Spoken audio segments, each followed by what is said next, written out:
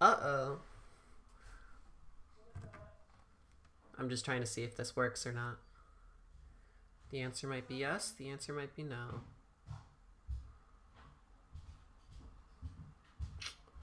Why uh-oh? There's no uh-oh. I'm just trying to see if it works or not. Oh, look at that. It might. Huge. There's just a bit of a lag, I guess. Alright. Actually, I guess I can't unplug this, right? For a second. Unplug what? The internet. No, why would you unplug the internet? I'll put it somewhere else. Okay. I am very much live right now, so they're hearing our banter. I'll wait for people to filter in. What's up, Maya? At some point, whether it's the next minute or half hour, you're going to meet my partner for the first time. She's going to make her YouTube channel debut.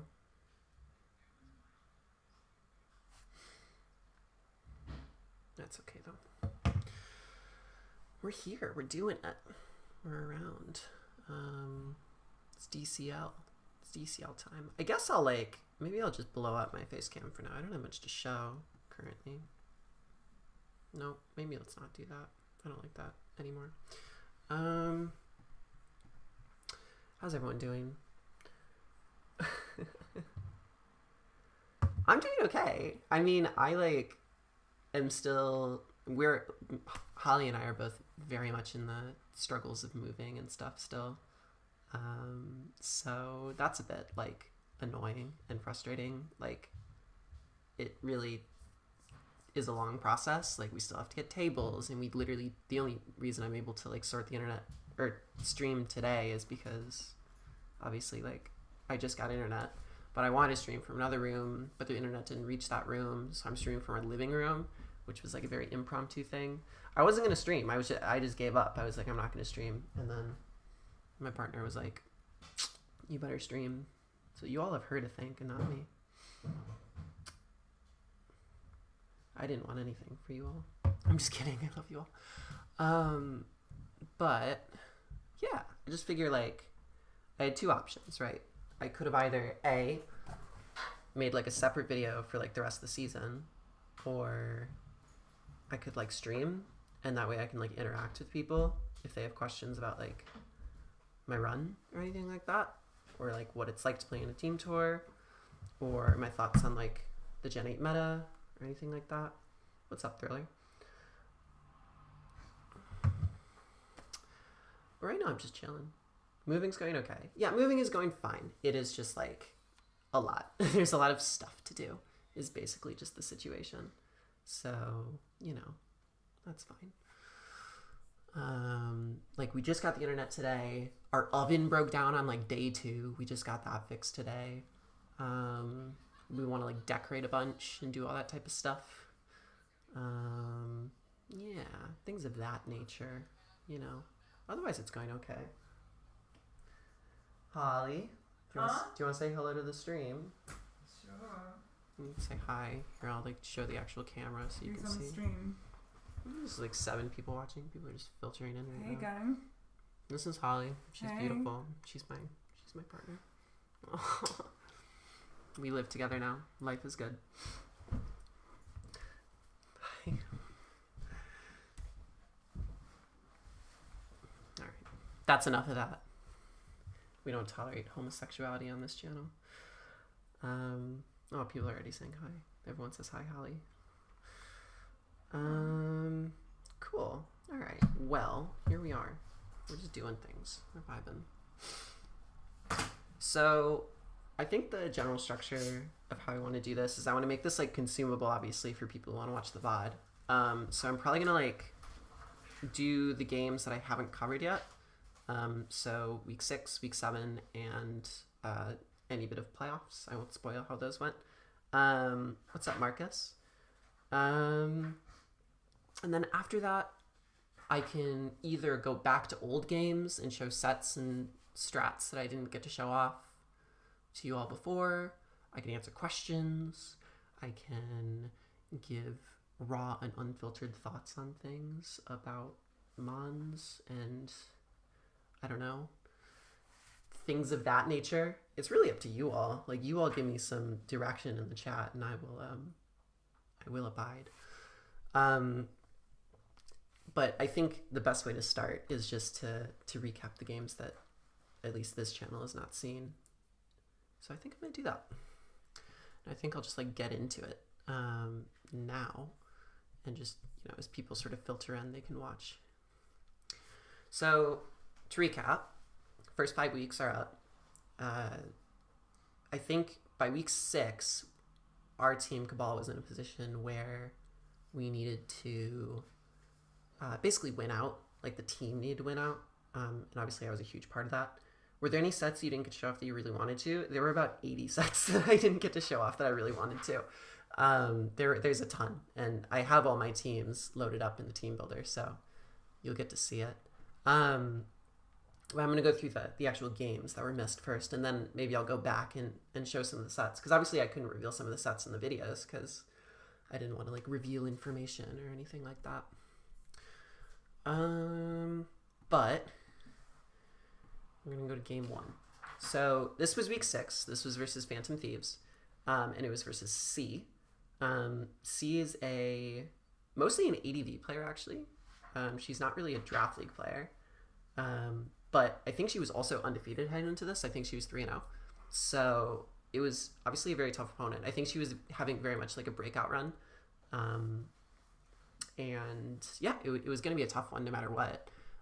She kind of like randomly slotted in for Thieves in the middle of the season and then started winning. So they started slotting in her like a lot more.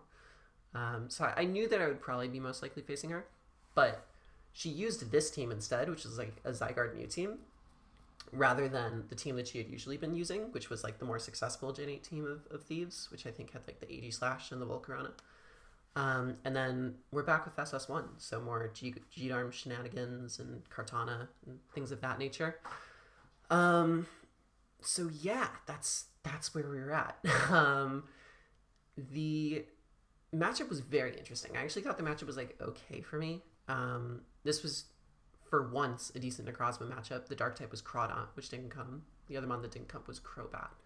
And then, you know, G-Darm looked pretty decent. Like, it was one of those things where if, like, I get the call right, then, you know, I kill him on. And then Kartana looked pretty damn good, too. Like, Crobat existed, which is a bit annoying. But, like, I had Psycho Cut, I'm pretty sure. I can just show the sets, technically. I should, like... How do I block ads? I don't even know. It probably was something we should have done earlier. Oh, well, that's fine. Don't worry about it. So, show you the sets. So, Kartana, Choice Scarf. I think this is the first time I actually brought Choice Scarf Kartana, which is really funny. I think every single time I've played this team, my opponents have assumed that I was Choice Scarf Kartana, but I wasn't, which I can get into later. But in this game, I definitely was Choice Scarf Kartana because I wanted to outpace Choice Scarf Cephalon as well as like +1 Mew. And then this Necrozma was just like auto winning a bunch of games with like Dragon Dance and Rest. You know, if Kabalion T-Waved me or Lantern T-Waved me or Toxic me or whatever, I could Dragon Dance and then like rest it off so that it kind of becomes fodder even though they status me because I can heal the status off. And it was just nuking stuff, especially with all the bulk that I had. Gmolt was really strong. It was just like a nice win con or a nice breaker. Like it really, really effectively broke down Lantern, which is quite nice for these two guys. Mainly the Togekiss. And then Sucker Punch was also really nice insurance against Blacephalon. G-Darm, this was a cool set that K-Crit came up with. So this was Icicle Crash, Earthquake, Protect, Sub, and like not Protect, Sub for like a reason that they would work together. G-Darm has some really interesting mechanics when it comes to Zen mode. This is the first time I'm bringing Zen mode. And the reason we like settled on Zen mode here was just because like we were worried, like, okay, yes, on paper, everything can kind of like die in one hit to if the G-Darm hits, but it requires me getting all those predictions right. And Icicle Crash plus Earthquake kind of just hit the entire team if I was able to like switch up moves. And since like G-Darm's speed is 135, and we're obviously pretty confident that like Crobat's only going to creep Kartana. Like, I can pretty effectively run Adamant G-Darm and just, be Ice Cold Crash Earthquake, not have to worry about Stealth Rock. Like, Stealth Rock was another thing I really had to worry about because I didn't have Blastoise on this team. So this was a very sort of, like, unexpected set. So, pretty intuitive. Ice Cold Crash Earthquake, Adamant. Some people don't realize that, like, Zen mode G-Darm's, like, attack goes crazy once it Zen mode forms. So it was honestly very powerful in spite of not being Gorilla Tactics. And like I said, Ice Cold Crash plus Earthquake just hit everything, and it meant that I didn't have to deal with Protect to scout the Gorilla Tactics. I think in general this season that was something that people like sorely underutilized against this team in particular, is the move Protect, because obviously G-Darm gets exposed for what it is if you click Protect in front of it. I'm curious to know if like that means that like people did bring Protect and then like someone in Mox would like bring like Belly Drum, or if people just didn't think of it, or maybe they just didn't have the move slots. I'm not sure. But I definitely didn't see it as often as I expected to see it. But I still think this was the right play. So anyway, let me talk about Protect and Sub, because Sub is for like catching a switch, right? It's nice to catch a switch with Sub. And like say I force out like Lantern and click Sub, and then like I get into Zen mode when I don't know, Cobalion comes in or something along those lines, and I can kill the Cobalion and then still be behind a Sub and then do damage to another thing. Like it just positioned myself in a nice way where I could force something out on a Sub, attack on or get attacked by like Cobalion, click Sub again. Now all of a sudden I'm faster because I go into Zen mode for him, and then I can kill the Cobalion, and then I'm behind the Sub. Does that sequence make sense to people? Let me know if it doesn't, and then I'll try and explain it in a better capacity. Anyway, so then you might be asking, why Protect? Why not like some option to cover like, I don't know, like Mew, where I could run like Lash Out or something like that. Well, the reason I run Protect is because when G-Darm switches out and it's in Zen mode and it switches back in, it doesn't become Zen mode again till the next turn. So if G-Darm is like half health, switches out, and is already transformed to Zen mode, and then I bring it back in on a free switch, I have to wait one more turn. So clicking Protect just gave me that extra turn because that was coming into play a few times. Anyway, I said to myself that I would bring Zen mode Darm once this season, and I did. So I'm very happy about it. Lots of draft players ego and just back themselves to get the predictions right, I think. Yeah, maybe that's true. And I guess in mocks, like, people are just trying to like figure out the like scariest thing against me, which is probably why I played Protect more often than other people would have actually ran it against me. That's a really good insight, Chip. Anyway, I think G-Darm's really strong. That's my take. Togekiss. Okay, super luck. Really fat, really defensive. I wanted so badly to run Scarf, like Air Slash. Like I think Scarfed Air Slash like looked pretty decent, especially if I could like wear Lantern down with like Moltres. This is why I just loved this combination of Gmol and Togekiss, is that like they pressured out the same Spidefmons and resists and stuff. So the idea originally was like I could use Gmol to like break down Lantern and then clean with like a Scarf Togekiss or something like that, or even like a Tailwind Togekiss. This team relied a lot on Tailwind. Not relied, but like really liked utilizing Tailwind, and I ran it in a few games, and it never like came into full fruition. Really funny enough. Anyway, yes. So Togekiss. This basically just has to come because I was losing to like DD Zygarde.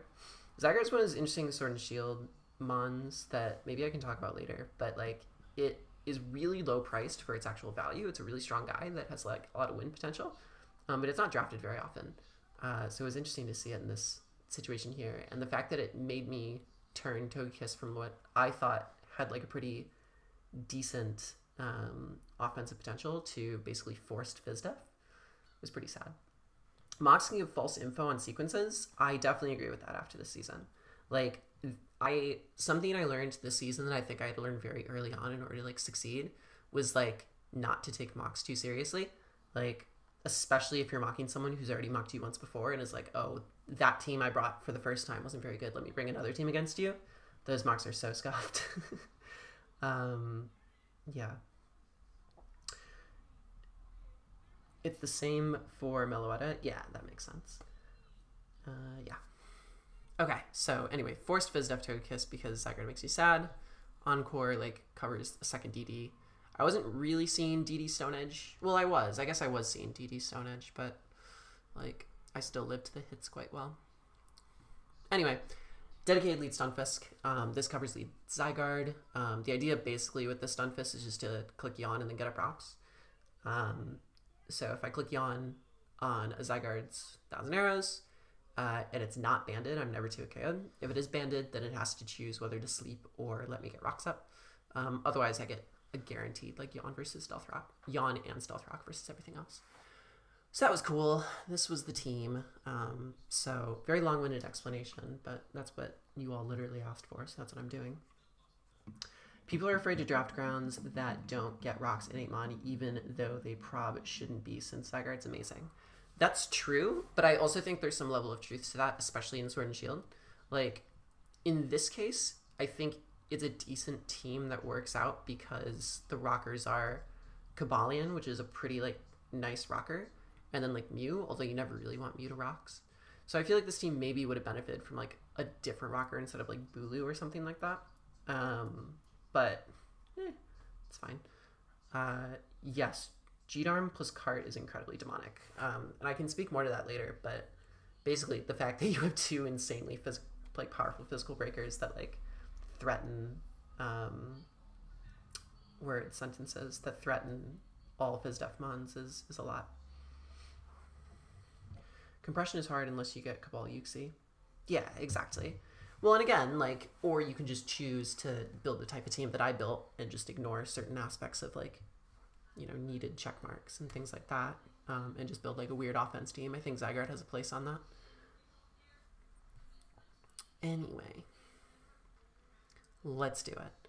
So, game is in. So this is kind of the dedicated lead situation I was talking about, where you have lead Stunfisk versus Zygarde. This gives me, like, information on what the Zygarde is right away. This definitely tells me it's choice band. So here C's, like, in this super interesting position where either you have a sleeping Zygarde and a dead Stunfisk, or you let me get rocks up. And there's basically no removal on this team, right? Like, it's not going to be Defog Mew. It's probably not going to be Boots Blacephalon either, because Blacephalon is such a good matchup. So I think it makes most sense for C to, like, let Zygarde sleep, especially if it's possible that Heal Bell Lantern is in the back. But I'm forcing C to make that decision through this lead sequence, which is absolutely fine by me. And the hope for this sequence, obviously this is actually worst case scenario, because worst case scenario was like lead, ban Zygarde, and the worst case scenario happened. That's fine. But it ended up being that, like, it was fine by me because I think my team was so HO enough to, like, basically never let Lantern get a Heal Bell off unless it wants to sacrifice itself, which it really doesn't want to do, as, like, one of the G-Darm resists and as, like, one of the, like, probably the best, like, G-Mold answer on the team and stuff like that. So, like, it forces C into these sort of, like, weird puzzles, I guess. I'll talk about it more, like, when I'm not covering the games, but this is kind of like what L5 was talking about on the 2KO podcast, if any of you saw that, about weird offense. I really like that term, and I think I'm gonna roll with it, because, like, that's what this is, right?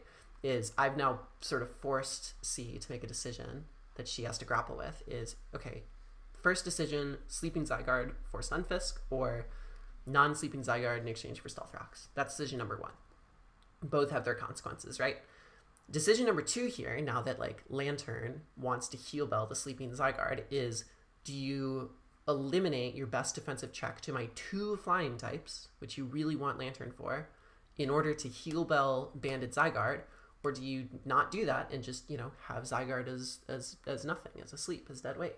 So it's nice to put my opponent in those positions, and I think that's the type of either or scenarios that were really effective in planning for these games, if any of that makes sense. I missed the 2KO podcast. Can you explain weird offense? I think L5 had a better explanation than I did, but the way that I can like describe it is essentially you are forcing your opponent to solve a puzzle. Like the best example of forcing your opponent to solve a puzzle is what I just said right now. It's basically putting something very weird and unexpected or like immediately offensive, immediately powerful in front of your opponent and making them react to it very quickly, which could like make them misplay, sack pieces, things like that. You know, like lead nasty plot or lead weakness policy, or just sort of like, you know, a good example is if you saw the like week 3 video with the terrain pulse blastoise and things like that. Really good sort of like weird offense puzzle was lead Gmolt, which had the Custat berry, and you know, my opponent had to sort of figure out what the Gmolt set was while also reacting to the Gmolt set. And like, you know, ordinarily he would go into Coco because that walls Gmolt to do a stab, but I had like Nasty Plot Hyper Beam with Custat berry. You know what I mean? So it's about identifying the weird thing in front of it and also trying to react to it and also not like lose your resources in the way that you need. And I think that's very disruptive towards people who tend to play safe in the beginning, towards balanced players, etc. It's sort of how I found a type of anti-meta niche in Sword and Shield this year. It's a groovy song. Sorry. It's okay. Hopefully I don't get copyrighted.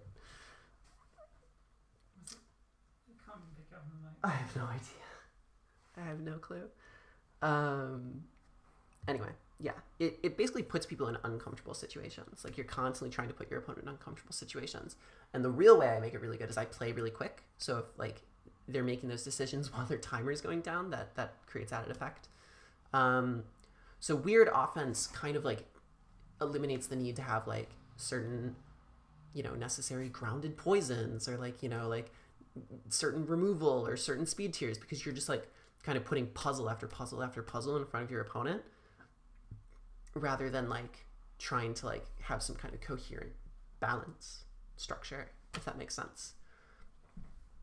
Anyway, so this is the puzzle I put C in, is Sleeping Zygarde versus Rocks going up, and Dead Lantern versus Heal Belling the Zygarde.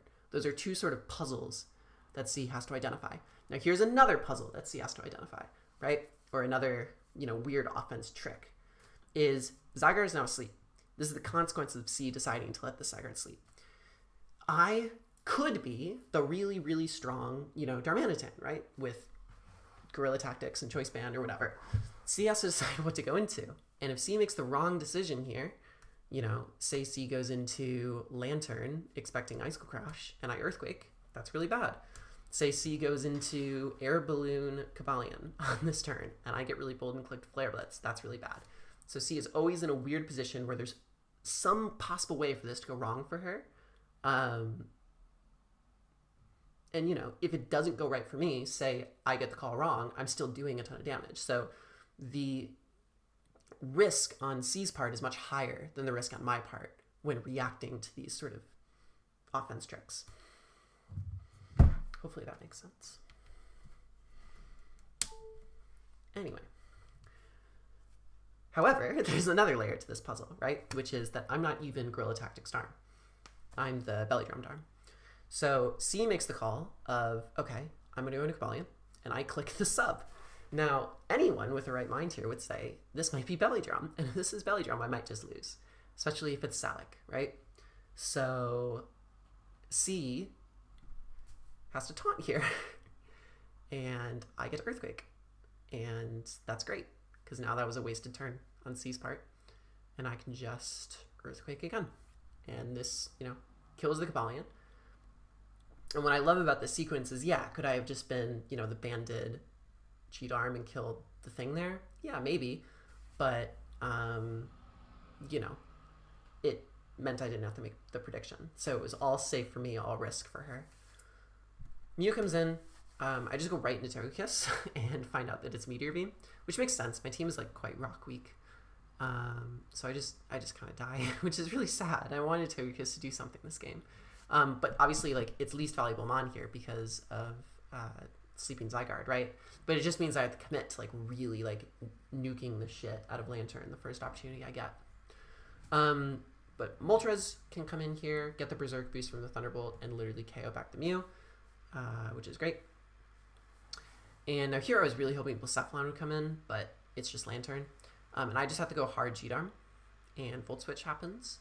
So either it wasn't Heal Bell, or C just decided she didn't want to like let me get G-Darm in for free, which would also be very reasonable. Unfortunately, you know, what's it called? Zen mode doesn't actually pop off here, which makes me very sad. But I get to reveal Scarf Cart into the Blacephalon here. I think Knockoff is pretty free here. I just click Knockoff, get rid of whatever this is, because I have a very easy switch into the Bulu. And of course, Bulu, bringing Bulu here, is very interesting, because it means that I'm going to have a boosted Leaf Blade. And every time Bulu comes in, I threaten with the boosted Leaf Blade.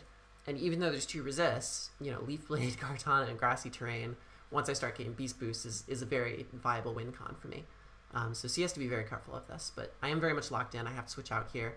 So I'm just going to go into my Moltres and get Rock Tombed, which is quite interesting. Presumably it's anti-Necrozma. But that's okay, because my Necrozma is really bulky, and I can like live a hit from Blacephalon. So I don't mind still going into Necrozma, especially since I have Grassy Terrain support, and just start clicking Dragon Dance. And C recognizes that Rock Tomb isn't really going to get her anywhere. In fact, it's probably going to be better for me because it means that I'm going to get more Dragon Dances up. So C just opts for Wood Hammering as a means of damaging Necrozma a bit more. So this is fine for me, though, because in C's mind, like, yeah, maybe I kill this, and then, you know, Blacephalon can revenge me. If I'm Moonlight, then, like, Wood Hammer out damages before like Grassy Terrain goes away, but I'm Rest, I'm not Moonlight, and that means that when C goes in a Lantern here, she's going to be met with a pretty nasty surprise. Now you might ask, why would Bulu not stay in here? Basic reason Bulu doesn't stay in there is because if Bulu keeps attacking me with Wood Hammer, or I kill Bulu that turn, then you know, +1 Leaf Blade wins the game, or +1 Knockoff even, if I outright kill the Bulu, has a good like odds to win, right? Because that should clean Zygarde, Blacephalon, and then what's Lantern going to do back to me? So I just get to Dragon Dance again against this Lantern on what's a T-Wave. This was, again, obviously worst case scenario. If it is anything but T-Wave, I just win the game. So I think it was still worth going for this Dragon Dance. But this is probably one of the most interesting endgames that I have the entire tournament. Because on paper, I look screwed, right? On paper, I have 2 Mons, she has 4. She has a lot of pieces still, mostly at full health, but I have 2 really, really, really strong win potential options. And obviously the +2 freaking Necrozma is staring her right in the face. So I go for Photon Geyser here, it guarantees a kill, she stacks the Lantern, which is probably right, and then she goes Blacephalon. Now, Blacephalon could click Mind Blown here, that's probably the worst case scenario for me, but I'm so bulky I always live the hit. So as long as I don't get fully paralyzed, I kill the Blacephalon, and then at that point I should win the game, because it would mean that, you know, I can sort of Leaf Blade clean or whatever with Kartana. Mind Blown happens, and I actually get fully paralyzed. So this is like terrible for me, right? Because like my freaking win con, it's dead. It can't win. So that's pretty bad. But it's not that bad, because if Blacephalon goes for Mind Blown again, then it's dead. So it has to switch out here. So let's see what happens, right? So Zygarde comes in, and I go for Photon Geyser. Now here's a very fascinating situation. And that fascinating situation is this. I could just stay in here and kill this Zygarde, right? It is not slipped for any turns. It's guaranteed to stay asleep this turn. I could just stay in and kill this Zygarde. And I think 90% of Drop League players that make this play, right? Take the kill in front of you. But my concern is this. My concern is if Zygarde kills me here, or sorry, not if Zygarde kills me here. If I kill Zygarde here, and then Blacephalon kills me back, then I go into Kartana. I have to click Knockoff against the Blacephalon, or maybe I have to click Leaf Blade or whatever. But in either case, in either situation, I don't want to be like locked into +1 Leaf Blade versus the Bulu. I mean, that is kind of like the situation I guess I would end up being in, but like I don't. This is guaranteed, is what I'm trying to say. Like, it is guaranteed if I go into Kartana rather than staying in with Necrozma here, that I would, nab a KO. Because Leaf Blade will always 2 a KO here. Does that make sense to everyone? I'm very tired now. Is that Swish Goat Addison? It absolutely is. So, like, going Kartana here guarantees I get a Beast Boost, whereas staying in means that I have to claim my Beast Boost versus Blacephalon or Bulu. So I only have a potential for 1 Beast Boost if Kartana kills Zygarde here, whereas if I switch into Kartana now, I have potentials for 2 Beast Boosts, which I think is just going to be better, especially depending on what the Bulu set is, right? Because what if Bulu's like Focus Blast? I don't know. Like, it just makes more sense to do it this way.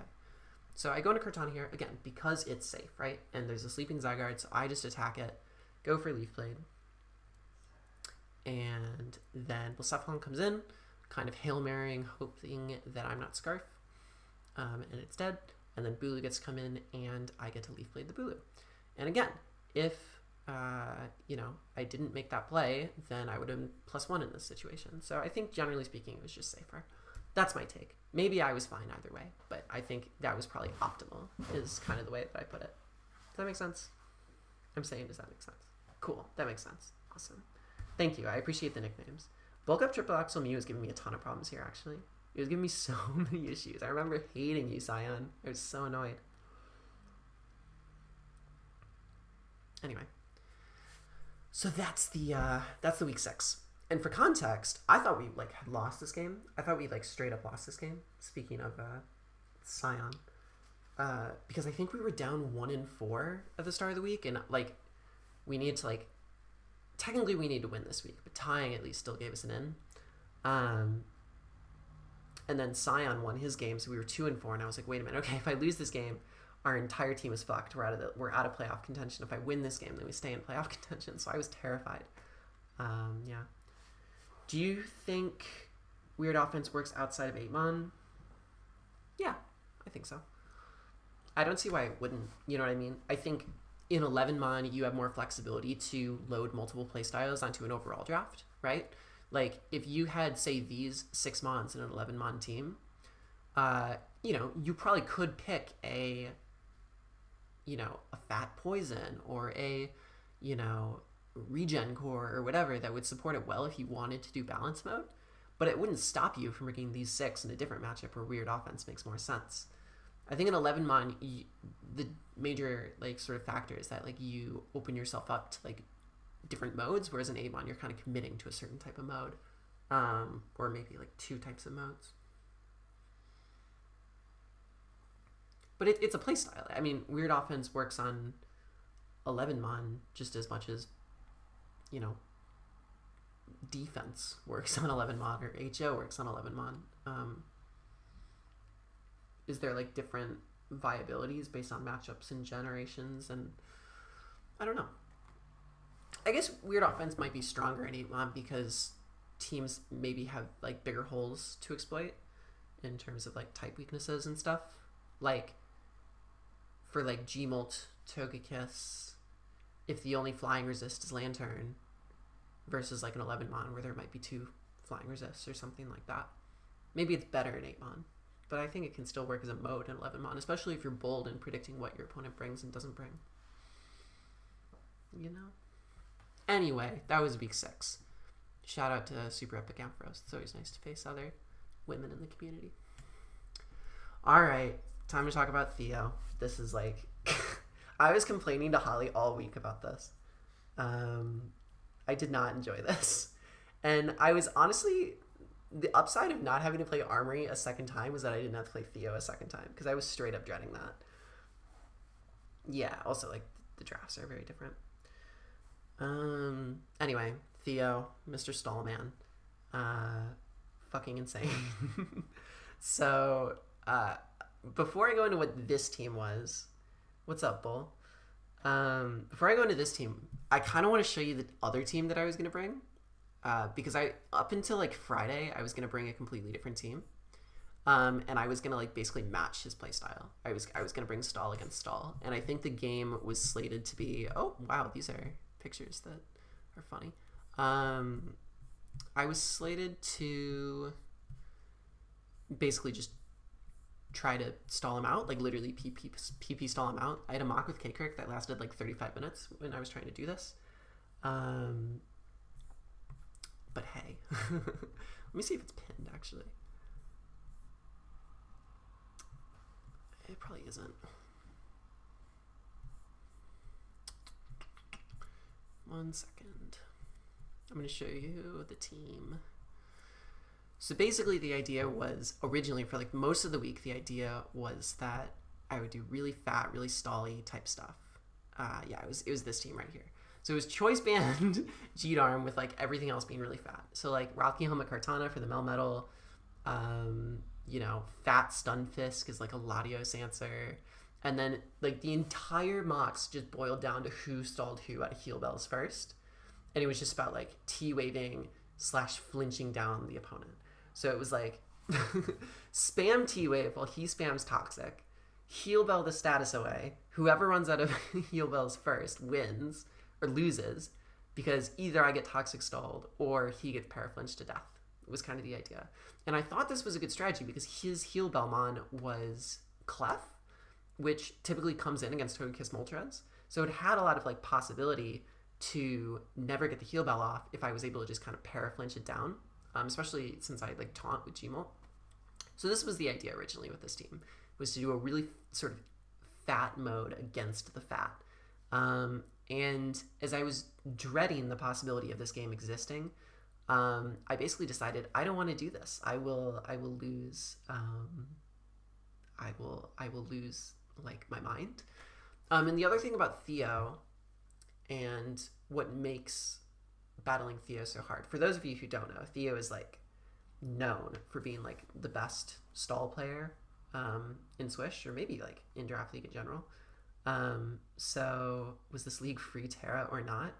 I mean, it was with Terra Preview, but we're playing Sword and Shield mate. Anyway, yeah.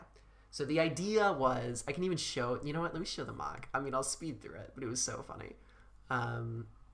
Like, the idea of the mock was that, like, I would lead Togekiss, I would just spam T-Wave continuously, I would get rocks up, and then in, like, every possible situation I could, I would T-Wave the Clef and then try and flinch it down before I could heal bell. And, like, I just, like, did, and, like, the game just took so long, and the idea was just, like, okay, by turn 43, Clef is at 5 out of 8 heal bells, I'm at 6 out of 8. And the idea was just, like, just win that stalwart and then win the game. And it worked. I mean, as you can tell with this mock against K-Kirk, like, it did work. Like, Clefable's at 3 out of 8, I'm at 5 out of 8. Like, I do win that war in a mock against K-Kirk, who's not, like, a known stall player. So my thought process was, like, okay, maybe it's working against people who are pretending to be Theo, but is it going to work against Theo who's, like, who knows how to play this play style rather than people who are just, like, trying to imitate him? And I sort of concluded that, like, maybe, just maybe, the better move is to play how I feel comfortable rather than trying to, like, beat him in his own game. So this didn't end up actually happening. I think it would have been hilarious if it did. Like, if I actually did, like, stall Theo out in a match, that would have been pretty fucking nuts. But no, I think the real way to beat Theo, generally speaking, based on how I was looking, conversations I was having with people, was to just offense the living shit out of him. So we got Life Orbs. We got lead Life Orb Togekiss, basically just trying to damage as many things as possible. So the idea was for us to, I'll show the actual matchup. So the idea was, like, you know, he probably doesn't know that I'm not D-Gleam, so he's not going to go into Latios until I revealed all 4 move slots, and I don't think I'm ever going to do that. So Life Orb Fire Blast does like 80-90% to Melmetal, which should open up like Icicle Crash with G-Darm because there's no other ice resist besides Arcanine. It also obviously opens up Kartana, like breaking Melmetal opens up a lot of things. Even like Gmult, it really opens up Gmult. So yeah, just lead Togekiss, Psychic Crobat. It kills Crobat if I Psychic it. It kills Swampert with Life Orb Grass Knot if I Life Orb Grass Knot it. So I kind of just decided this was really nice. Lead off and just get guaranteed damage on a really decent defensive piece. So yeah, that was kind of the idea with this lead Togekiss. You'll see how well it does in the actual game. And then this was the next one. This was the idea of it was just spam Hurricane basically. U-turn's pretty nice if I expect something to come in that, I might be able to position something else better against. So for example, if I don't want to risk clicking 2 Hurricanes against Clefable, if I don't know it's set yet, I can click U-turn and then go into G-Darm on the Clefable instead of Moltres. This was a game where I was very sure that my opponent would have Protect on a few things, obviously, because of Galarian Darm, but it just didn't really matter because G-Darm is still fucking broken. The thing also about G-Darm is if I can break down Melmetal and then Arcanine becomes the Ice Cold Crash resist and the Cortana resist, that's pretty good for me because one can break down the other. Anyway, yeah, Specs Hurricane. Especially if Togekiss is able to Fire Blast the Melmetal and take it down to 2, there is 0 flying resist on this team. So Specs Hurricane went crazy.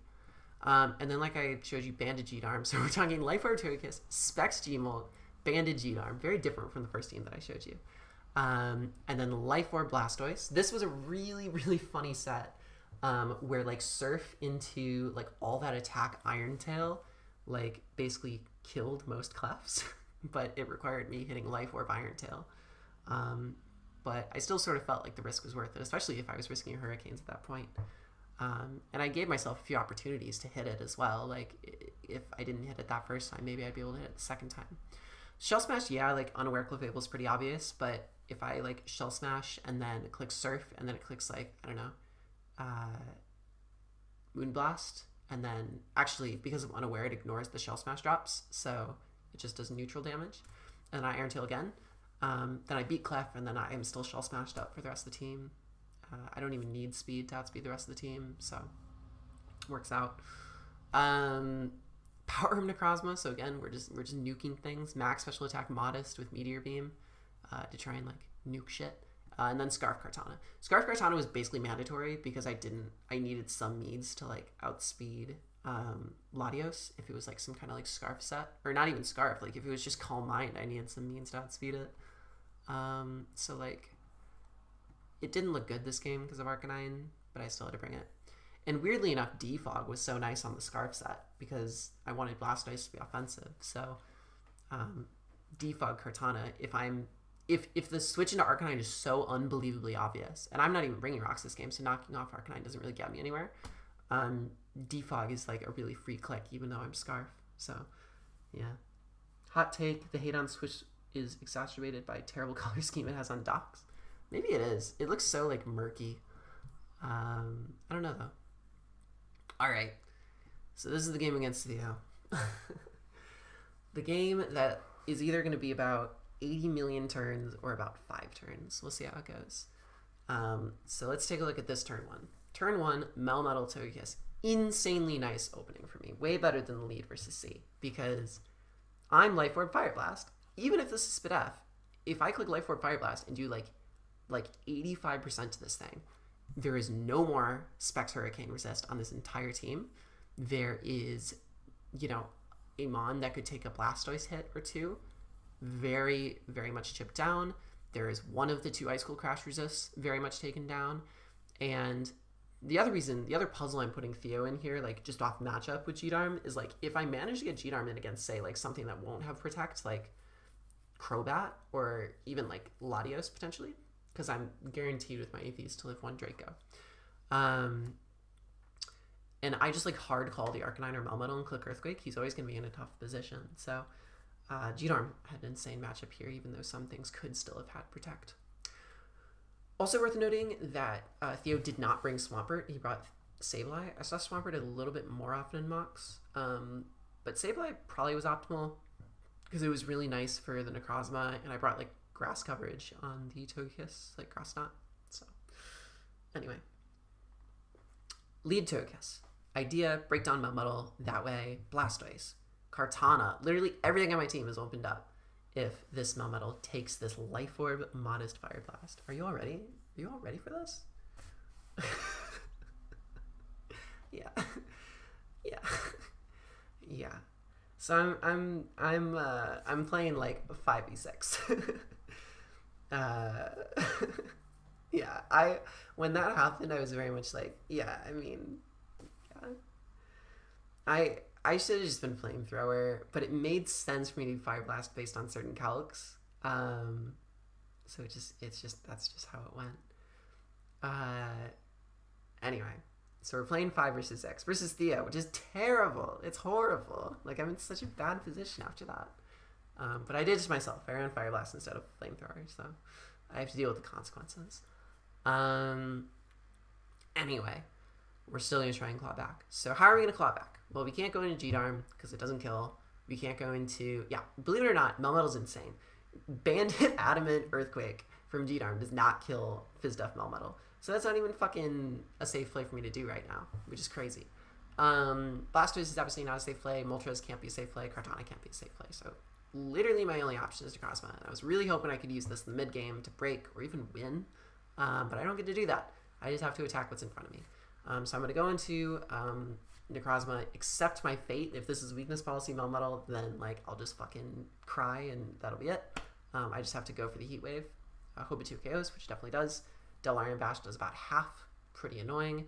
And then Latios is going to come in on another Heat Wave. I think maybe I could have afforded to Dark Pulse here. Or maybe I had Dragon Pulse, so maybe I couldn't have afforded to do that. So maybe I'm speaking out of my butt. Let me see, did I have Dragon Pulse? I did, because I wanted to avoid a very obvious Colbur Berry on Latios. So yeah, Heat Wave is probably fine there, because if he stays in, then it kills it, which is amazing. If he doesn't stay in and goes Latios, that damage is still valuable. But here, I have to switch into my bird on a Mist Toxic. So a little unfortunate, but I am not complaining, especially after that turn 1. Or he shouldn't be complaining after that turn 1. So that works out fine for me. So Toxic misses against the Gmolt. I can either click Fiery Wrath here and hope that Melmetal comes in on a Hurricane and KO it. I can click Hurricane here, hope Clef comes in and potentially gets 2 KO'd by Spect Hurricane. Gets caught off guard by that. Or I can just click U-turn here, because obviously Latios isn't going to stay in, and maybe I can reposition something better if something else is in front of, say, like, you know, either Melmetal or Clefable. Like, I can U-turn into Necrozma here. So I ultimately decide U-turn is probably the better play. And I'm glad I did. Like, this was even a last-minute change. This used to be, like, Air Slash or something stupid. So I'm very glad I was U-turn there, because it allowed me to reposition myself in Necrozma, get value out of it where I probably otherwise wouldn't have. This just in Melmetal can punch real good. Yes, it absolutely can. I think weakness policy Melmetal is very real. I don't know. It's just very strong. It's a strong guy. I loved Melmetal. That was like the mod that I went crazy with last DCL season. Anyway, so we get use out of Necrozma. For those of you who don't know, because apparently half my team did not know this when I was mocking them during the weekend for this game, or didn't realize this when mocking them, which kind of made like the mocks quite moot. Is that if I boost my stats right now and then click Photon Geyser against Unaware Clefable, it ignores Unaware because Photon Geyser ignores abilities. For some reason, people didn't know that, and I'm not being judgy, but like, it did make mocks quite difficult to get a real sense of things, because obviously Thea knows this, right? But it doesn't really matter, because I'm just gonna go for Photon Geyser here just to get a little bit of damage. I want to get more damage off, like with Photon Geyser here alone, than by popping Meteor Beam here, just because I think I can Photon Geyser first, then Meteor Beam, then Photon Geyser again. And Photon Geyser at the very least means that I can like preserve my Meteor Beam if I need to use it for something else, if that makes sense. I especially think that rocks are going up here, which is happening. So Photon Geyser is really good here. It's just a nice middle ground play because I can still 2 KO after this, whereas like Meteor Beam into Photon Geyser was already going to be a 3 KO. I would have already needed to click 3 buttons. So Photon Geyser into Meteor Beam into Photon Geyser is the same as Meteor Beam into Photon Geyser, if that makes sense. So Photon Geyser just seemed safer here. And it meant that I got guaranteed damage without burning my item. And that guaranteed damage allows me to like maybe kill this with Iron Tail, maybe click Surf twice with Blastoise, or even 2KO with Hurricane with Gmolt, which was the biggest thing. So it just makes sense here. Now I get to go for Meteor Beam on this sequence, and I miss. But that's fine. That's absolutely fine. Because now, after the Soft Boiled, I can just go for the Photon Geyser. And yes, this could be Draco. And I could be very sad here. But it's not. It's Roost. And I just click Dragon Pulse and do a bunch of damage. And he clicks Mystical Fire. He's not Draco. And that's great. So I guess he was like Toxic, Roost, Mystical Fire, and then like something else. I think maybe he was like Calm Mind or something strange. I don't know. I'm not sure, personally. Yeah, Photon Geyser is freaking insane. It's such a strong move. It's so broken. Anyway, so Mystical Fire kind of nullifies the Photon Geyser drop. But it's sort of same principle applies as before here. Like, I'm just trying to get damage off on Clefable so that Hurricane 2 KOs. So as long as I can do that with Photon Geyser here against the Clefable, I'm in a good spot. So I'm going to do that. Yeah, huge threat is gone in the Latios as well. It means that I have guaranteed speed control. It obviously means that Scarf Kartana is still useful. So, yeah, I don't know. Anyway, I just need a Photon Geyser here. I just want to get some damage off on Clefable to guarantee that I get the 2 KOs that I want versus Clefable, because Clefable's so annoying. Like, some people are like, oh, Clefable's not that bulky, but Clefable's like always just bulky enough. Like, the calc of like Specs Moltres versus Leftovers Clefable was something so frustrating. It was something like max roll 55 and then like, you know, Leftovers takes it to like 51 and then like the min roll is like 48 or whatever. So it's like Clefable was always in like weird spots where it was like I could never get secure 2 KOs against it, so little bits of chip like this Photon Geyser really matters. Anyway, I go into Kartana. This is the sort of sequence I was talking about earlier. The Clefable is still a Clefable. I still have a Gmolt that exists. I still have like a Shell Smash Blastoise that exists, right? Potential Shell Smash.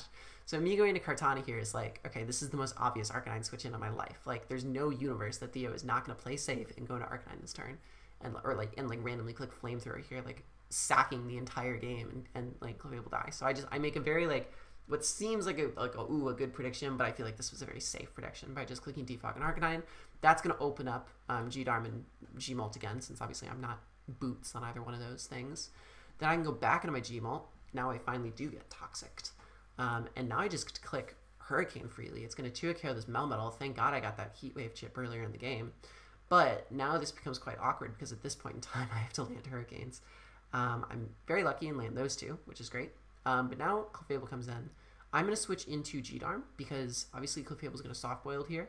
And now I'm going to click Stone Edge. Yes, Clefable could protect. It doesn't really matter though, because like, would he be protect with Stealth Rock, Soft Boiled, Moonblast? Probably not. Like, Clefable has a lot of 4-move slots into him. So we find out here I actually can't afford to be protect. So Stone Edge is especially safe. It's unresisted by everything on the team. Fizz Def Sableye comes in against this Adamant Choice Band Darmanitan Stone Edge. You know, Fizz Def Sableye, it's going to take like 50%, maybe 60%. Maybe G-Darm is so broken that it 2 KOs Fizz Def Sableye very reliably. Yeah. Yeah. So that's fun. But the thing about Sableye here, though, is like, okay, it either willows or it recovers. And in both cases, I can just go back into my Gmolt. And there's now no flying resist. Like, I have KO'd the Melmetal with my Gmolt earlier. So I just go for Hurricane again and kill, which is great. Goodbye, Sableye. So Clefable comes in here. I'm just going to start Hurricane it down again. Like, rocks might go up. I don't really care at this point. I'm just attacking what's in front of me. Now I get a Hurricane again. And now Clefable's down too. So Arcanine gets to come in. It'll E-speed me here. But at this point, Blastoise can win the game, right? Because I could just surf here quite reliably and take it out. So I'm going to do that. I didn't want to Shell Smash in case I was like scared of like Wild Charge and E-speed. I just wanted to surf and guarantee the KO. Now versus Crobat, this is a very interesting situation. I just want to surf it in my mind so that like Scarf Psycho Cut can just revenge. I guess in hindsight it was optimal for me to Shell Smash there and then Ice Beam, but I guess I was worried about like Shell Smashing and then dying and then Kartana not killing and then G-Darm like dying or something. I don't know. So that's what we're in for here. That's the sitch, and we go 7-0 in the regular season, which is great. I need to pee so unbelievably badly, so we're gonna take a quick 2-minute break, and you all can look at me winning this game really quick. So I'll be back in like 2 minutes. 1 second.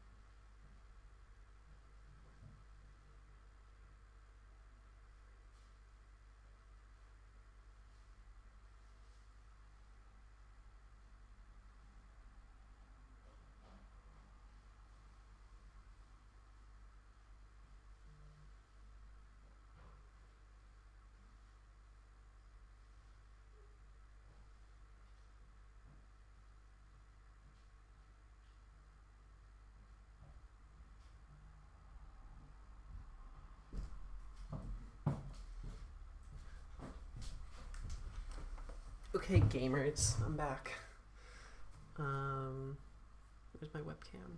There's my webcam. Cool. So how's everyone feeling so far? How's everyone doing? Is everyone vibing? Is the stream enjoyable right now? Is it easy to sort of follow along with, or am I kind of being a little sporadic? Please be honest. Let me know if I can like clarify things, or maybe we can pause to ask questions or something. If anyone wants to know anything about anything, I have no idea. But yeah, I think I made the right decision here. Like, in spite of the Togekiss miss and things like that, I think I definitely made the right decision, because with Theo, like, he's a stall player. He's going to be like the best right player at that. You can't really outdo him at it unless you're like getting really, really strong mocks and things. So I'm kind of thinking just like, for you, it's a little quiet. Ooh. I don't know how to fix that. My microphone is at max volume, so yeah. Okay, yeah. So I think this is the right call, right? Like, my strength is HO. My strength is like weird offense. I was able to put Theo in situations where he had to make predictions and calls and figure out what resources to sack. The second I was able to take Melmetal out, like, the rest just opened up completely. Like, Stone Edge from Darm opened up, Hurricane from Gmolt opened up, like, all of those things. So by Theo valuing Melmetal probably not as much as he should have, it put me in a great spot. And those are the kind of puzzles that weird offense forces on your opponents. So yeah. Anyway, so that concludes the regular season. It meant that I used the Sand team twice. I used the Lando Weavile team once, and that was just week 1. And then I used the G-Darm Kartana team 4 times. And I don't know if Loki P or anyone on my team is here, but essentially, he kind of is the hungry box of Swiss Draft. Essentially, this team, the Kartana G-Darm team, was supposed to be the like matchup fish team. And what I mean by that is it was supposed to be the team that kind of just looks a little stupid and wonky and less reliable. But like in the case of where like, oh, like none of the other teams have good matchup, we'll use this team as sort of a Hail Mary was kind of the idea. And I kind of looked at the drafts at the end of the drafts alongside Zazo, and we were kind of like, this is the best draft. This has the most potential. Because you look at all the other drafts that are quite balancy, And you ask yourselves, how do they position themselves against Kartana G-Darm, right? How do they position themselves with their bulky waters when they have to simultaneously account for Banded Icicle Crash and Shell Smash Blastoise? How do teams account for Necrozma? It forces their Dark type to come. It forces them to give up one of their stronger pieces for a Stunfisk or a Scrafty.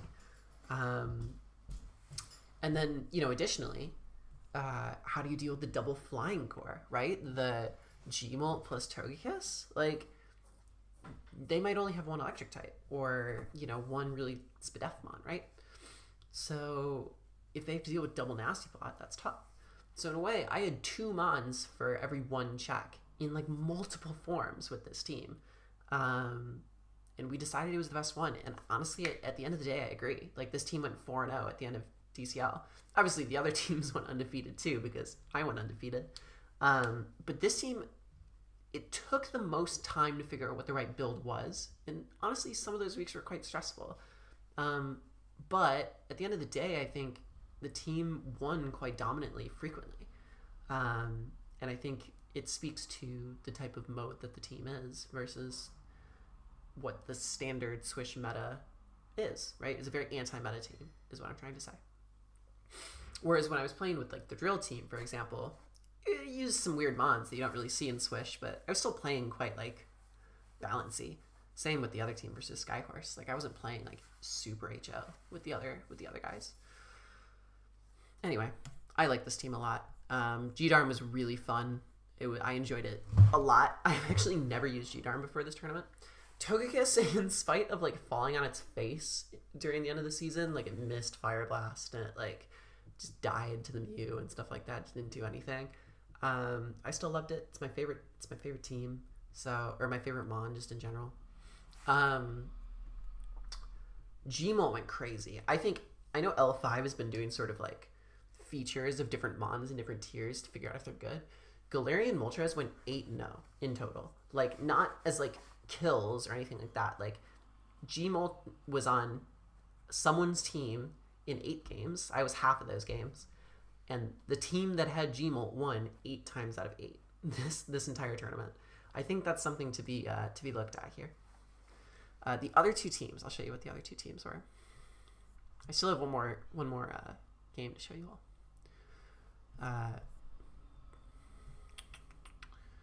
Drafts.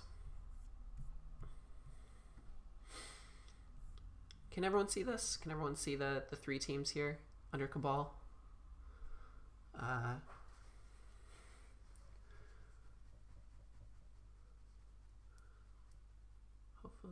Hopefully those are seeable. Maybe I do this.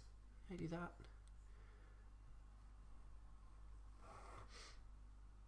Yeah, okay. I just moved them a little bit this way. Anyway, those are the 3 teams. So I never brought Girder with the first team. That was originally a Roselia. But it was basically just a Roselia because I was like, ooh, the team needs a grounded poison. But it doesn't, because if something's a T-Spiker... Okay, 2 things about T-Spikes. Thing number 1 is, like, it requires them getting T-Spikes up. I feel like there's a lot of draft league players who are like, your team loses to T-Spikes because if T-Spikes are up, your team loses. And that's like a very circular logic, right? That's quite literally very circular. But like, what needs to happen for T-Spikes to go up? Okay. 1, a Mon needs to take a turn to click T-Spikes. Which means if a Mon is too carried by everything on your team and has T-Spikes, it has to sacrifice itself to get T-Spikes up. Which, T-Spikes in general kind of necessitate the game to go on quite a while because you want, like, poison to start racking up. B, removal exists. Like, removal exists. Like, I can run Boot Spin Blastoise, or I can run Defog on Togekiss, and all of a sudden it doesn't matter, or Defog on Kartana, and it doesn't make a difference, right? Like, T-Spikes aren't, like, auto-winning by nature of you not having around a poison type, especially when you have 4 removers on this team. And then, yeah, the other thing, too, is, like, how many teams truly have T-Spikers? Like, how many teams truly have T-Spikers? Like, if you look at, like, the 3 teams that we had, the 2 teams that I used the most, the teams that I used on 6 out of 7 of my games, did not have grounded poisons. Like, in this case, like, the Mons that are affected by T-Spikes are T-Tar and Mienshao. Like, whatever. It doesn't matter. I had 2 flying types in Kartana. Whatever. who's going to truly look at a matchup and go, you know what, I'm going to sack my entire mon to set up T-Spikes so that like half my team can be like regular poison, half my opponent team can be like regular poisoned. No one does that. There's no reason to. I don't know. Like this team, the Sand team, like who the fuck's gonna set up T-Spikes just so T-Tar and Eldegoss can get poisoned and Mienshao, I guess. But regen, right? I don't know. It's just super overrated. But then the other thing that I analyze, I can't speak for other tiers, but I'm just gonna speak for this tier in particular. Everyone's like, oh, you're gonna lose to T-Spikes. Like 25% of teams have T-Spikes. And usually those T-Spikers like aren't even like on like the best 6 mons on the team. So like let's just take a look at all the switch drafts, right? Okay, T-Spiker doesn't exist, right? In this one. Oh no, it's Nidoqueen. But then Nidoqueen has to like, okay, like when I played Nidoqueen with this draft, it gets 2 KO'd by everything except Togekiss. But then it's not killing Togekiss, and then I could be like Psychic, right? So it's just setting up T-Spike is never viable. Like you'd rather just set up rocks. Chasers, no viable T-Spiker. If Mew clicks T-Spikes, it's not doing something else. Chasers here. Okay, so 2 out of 3 teams have T-Spikes. That's probably one of the best. Now let's look at this one. This team has 1 T-Spiker in their entire team, and that's Neolago, which again wants to be doing other things. With this team, with Armory, I don't think a single mon has T-Spikes. Okay, not a single mon has T-Spikes on this team. Okay, Madmen, how many mons have T-Spikes? Neolago. Nidoking, okay. Both want to be doing other things. Okay, again, Nightclub, just Nidoking wants to be doing other things, right? Like, Nidoking does not want to be clicking T-Spikes. Like, I don't know. Like, this isn't even 25% of drafts. This is like maybe 20% of drafts getting T-Spikes, and it's just the Nidos. It's the Nidos and Neolago, and a stray Quillfish. So, Again, Thieves, the 1 T-Spiker is Nidoqueen on the team that they brought the least. Mew is not a T-Spiker. I'm not counting Mew. Yeah, I normally get Grounded Poison because it means the game plan is a lot more forgiving, but on this level of Psycho HO, it's absolutely fine. Is that better than Weird Offense? Should I call it Psycho HO? I love that. If I'm a Psycho HO player, I'm absolutely fine with that. Much more important than Usum or S. I can see that. How many have T-Spikes that actually want to run it with any consistency? That's the thing, yeah. Like, no one. No one wants to run T-Spikes with any consistency. Trick-of-Eye is the most, like, I guess, likely T-Spiker, and Drapion? Is that even true, though? I don't even know. Like, yeah. It's just not very common. Like, why? It's like the fucking Spectre problem in DCL 1. Like, why waste an entire slot on your team on, you know, a normal type if you're only going to face Spectre, you know, oh yeah, Dragalge does have it. But, like, again, I don't care. Like, wait, where's Dragalge? Am I crazy? Where's Dragalge?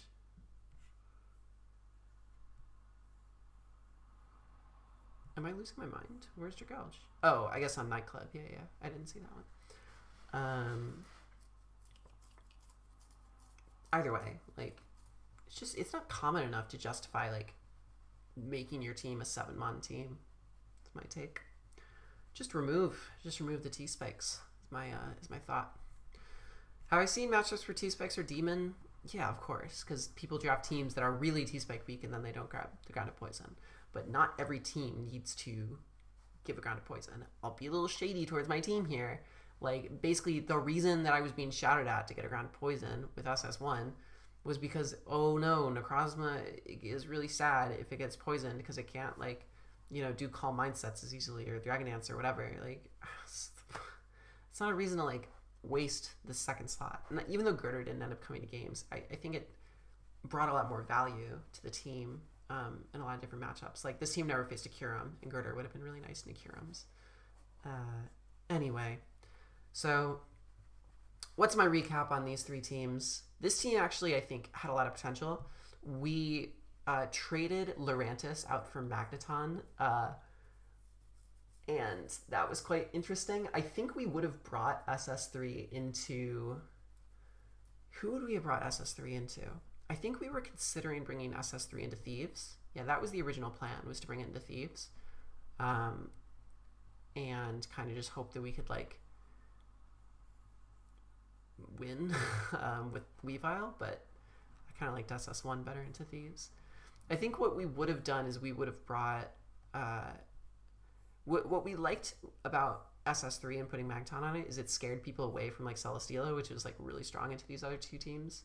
Like, putting Magneton on SS3 made it, like, in my opinion, slightly less likely that people would bring, like, a Corviknight or a, you know, Celesteela, which made SS2 a bit more safe of a pick. Like, I was really hoping that would be the case versus Walkers, where, like, oh, maybe, hopefully they don't bring the Corviknight team because they're scared of Magneton, but they did, and I was fine anyway. But I don't know, it's interesting how one draft can provide synergy for another, at least in my mind.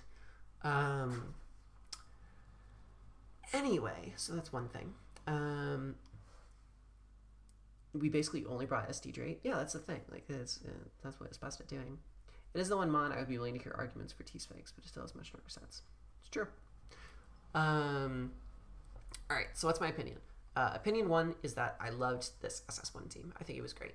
And I think on paper, it struggled a lot in matchups, but in practice, it was absolutely demon.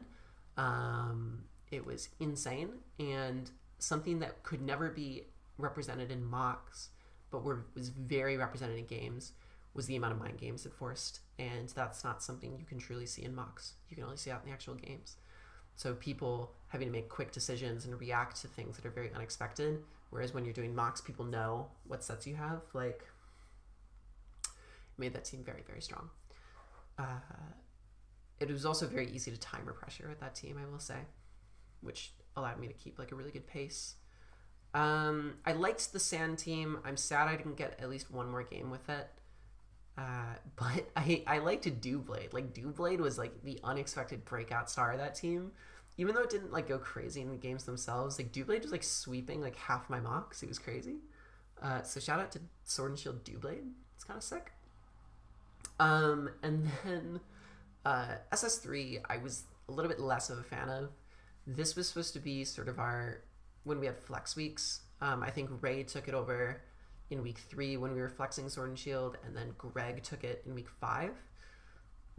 Greg won with it, so, like, that was pretty cool. But it just wasn't really my vibe, even though, like, a Landorus Weavile team was my most successful team last season. I just didn't feel like this team had enough, like, strong hitters. Like, Keldeo always felt like it had bad matchup because it was either facing, like, Primarina or Slowbro or Slowking or Glowking or, like, whatever, right? So Keldeo always felt shitty. And then I think what was it? All 3 times that this team was played, it played 2 Slowbros and a Finny. Like, it just, Keldeo was never doing anything. So that was pretty ridiculous. So I think Keldeo was bad on this team, personally. I think I'm just gonna come out and say it. You know, Loki P, who I just see is here, who says Sand Team likes Blossom. It's very true. I think this team on the right would have been better served with a different special breaker instead of Keldeo. I don't know what. Obviously, like, I think this team would have been better as, like, Melmetal Slowbro, which is what my team was in last DCL, but I don't know. It worked out. Like, the team went 2-1, so I can't really complain. I just think Keldeo was very underwhelming. I felt like Yuxi did fine. Yuxi was quite good. But I just didn't think it was as good as the other 2 teams. But it's my play style, right? It's not, like, I think maybe this would be most people's comfort team as opposed to the other 2. So I can only speak for myself. Anyway, those were the 3 drafts. And I really hope that people in Sword and Shield begin to try new things. That was kind of what I wanted to push with these drafts. There were a lot of Mons picked on these teams that were not picked in other drafts. G-Darm being one of them, except I think Armory had one, but they didn't bring that team until finals. Togekiss, I was the only person who drafted Togekiss, and then Trick of Eye picked it up in mids. That was really cool to see. Stunfisk, I think, has kind of always existed in Sword and Shield, but I think that was the only Stunfisk ever drafted this season. This team in Sword and Shield 2 in particular was one that had just a ton of mons that were not drafted by anyone else. T-Tar was really fucking good. Another example of a weird offense puzzle that I made Zombie solve, right? He had to figure out what moves I was on T-Tar, which forced him to like risk resources. Drill, another mon that was like downpriced and like performed quite well. And then Dewblade's cool. Latias is quite cool. Like those are all mods that I think are quite underused and I got to try on this team. And then Cabal was cool too. SS3, it was quite cool to like have a Selgor and stuff. Like I really like a Selgor. I'll go back and show some older teams in a bit. Okay. What would you all prefer? Would you all prefer I show some older teams? So like the team against Skyhorse and the team against Glop and FC. So basically from the videos that you've already seen. Or do you want me to do my Gen 9 game? So for context, let me just give context for those of you who don't know. That last game against Theo was week 7. It ended up being the case that we ended up tying in record in games with Nature's Madmen. I'll show you here. Standings. So yeah, we ended up tying with them in games, win-loss, tie ratio, games themselves. So we had to have a best of 3 emergency tiebreaker where we put up 3 players and they put up 3 players, and it was best of 3. And I ended up, and basically the way it goes is it's one guaranteed Gen 9, and then both sides pick a tier. They picked VGC, we picked word sentences, SV again. And the reason that we picked SV instead of Sword and Shield, I saw people in the Nature's Madmen server kind of clowning over the fact that we went SV instead of Sword and Shield. And it wasn't because I wasn't confident in Sword and Shield. It was just because I thought that the SV matchups were better, and I kind of felt like the SV2 team just had a better matchup against any of their SV drafts than the SS1 did against any of their SS teams. And in addition to that, I sort of felt like I didn't want to do a rematch. Like, I didn't want to have to do it because I thought that the most likely draft that I would have picked was my SS1 team, and the most likely draft they would have picked would have been the same draft that Glop ran against me last time. And I just didn't think rehashing like that matchup was going to be like reliable. I just felt like the reliable good SV matchup was better. You know what I mean? So I thought that gave us more options. So anyway, I was fully prepared to take on Glop in that game, but it ended up being your dunk, and then K-Crick ended up playing Glop. So just ended up being that way. Yeah, I just didn't want to do a rematch, basically. Like, I thought that, like,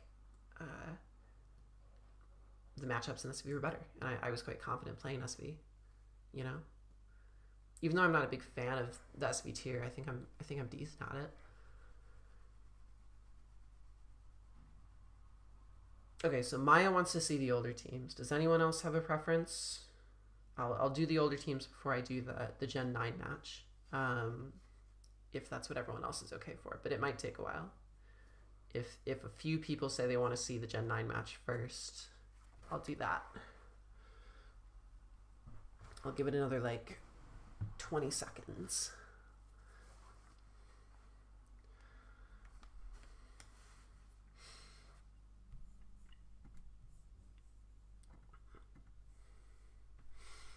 There is a conk in the Gen 9 match. But there's also... may as well go through all teams. You know what? Fine. Alright. Then I'll do that. So let's look at the week 1 game. The week 1 matchup. It was this.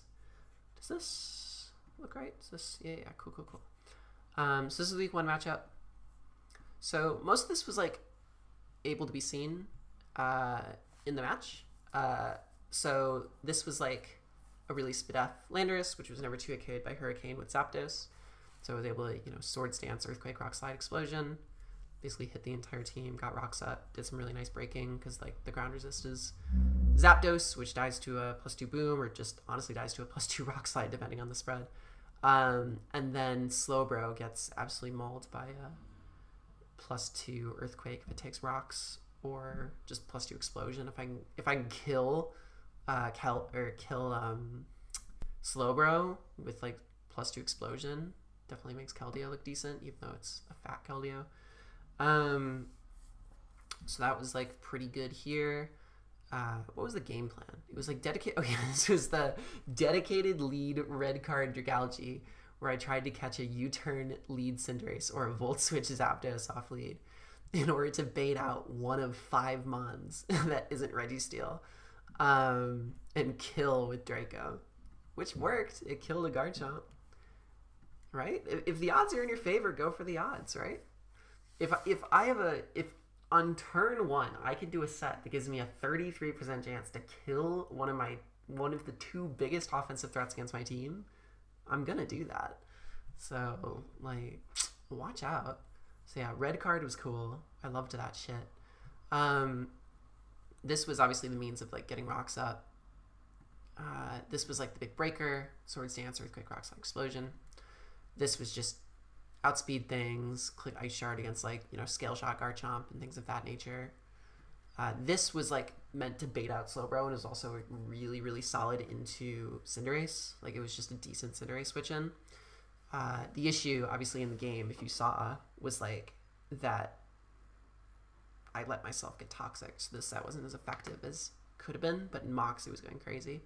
Like the fact that I can click Toxic against Slowbro and then sub on a teleport, and then click Surf again, and then Protect and like get all myself back to full. Like it took a while, but it was winning the exchange, which was good. Anyway, here's what I left out of the actual video and didn't want to show. This set was crazy. I think Chip is gonna see this and be like, what the fuck? This set won like most of my mocks, and I'm very sad that it did not pop off. Throat Spray, Aselgor.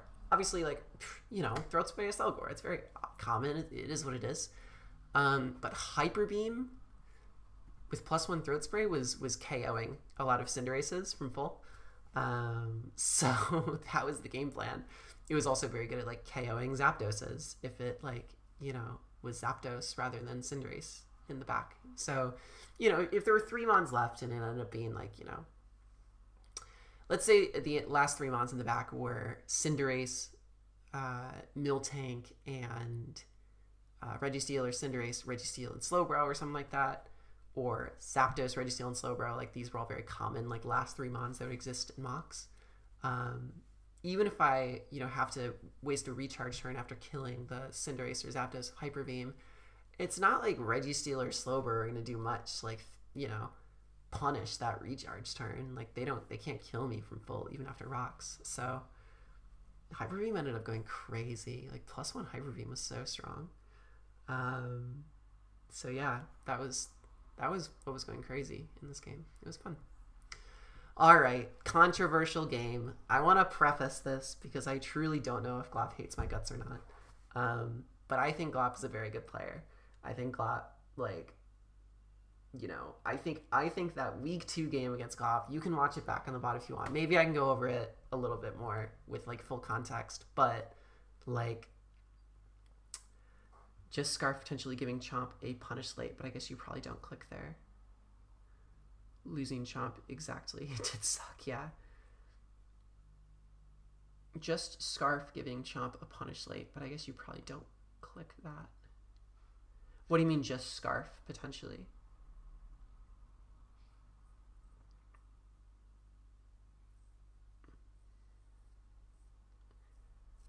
Curious what you mean. Anyway. Oh, Scary. Just Scary, potentially giving Chomp a punish late, but I guess you probably don't click there. Yeah, I mean, if it's Chomp plus something else, then yeah, I never click it there, but it ended up being the case that Chomp would either tie early or, you know, it would kind of try and set up in the mid game, because it was never going to be held in the back as a win con, right? Because Ice Shard Weavile exists. So, yeah. No, it's all good. Anyway, game against Glop. So, if you all don't remember, the game against Glop was very much like, I think it was lead Necrozma or something, or no, it was lead like G-Darm. I don't truly remember, but we were just like clicking buttons, nuking things, doing as much damage things as humanly possible. Did I get lucky in some places? Absolutely. Did he get lucky in some places? Absolutely. Like that was a shit show of a game. Like there was a situation where I missed Heat Wave, and that would have like been his Scarf Air Slash resist, like dead or in range of like, you know, a Togekiss Air Slash. So that like was frustrating for me.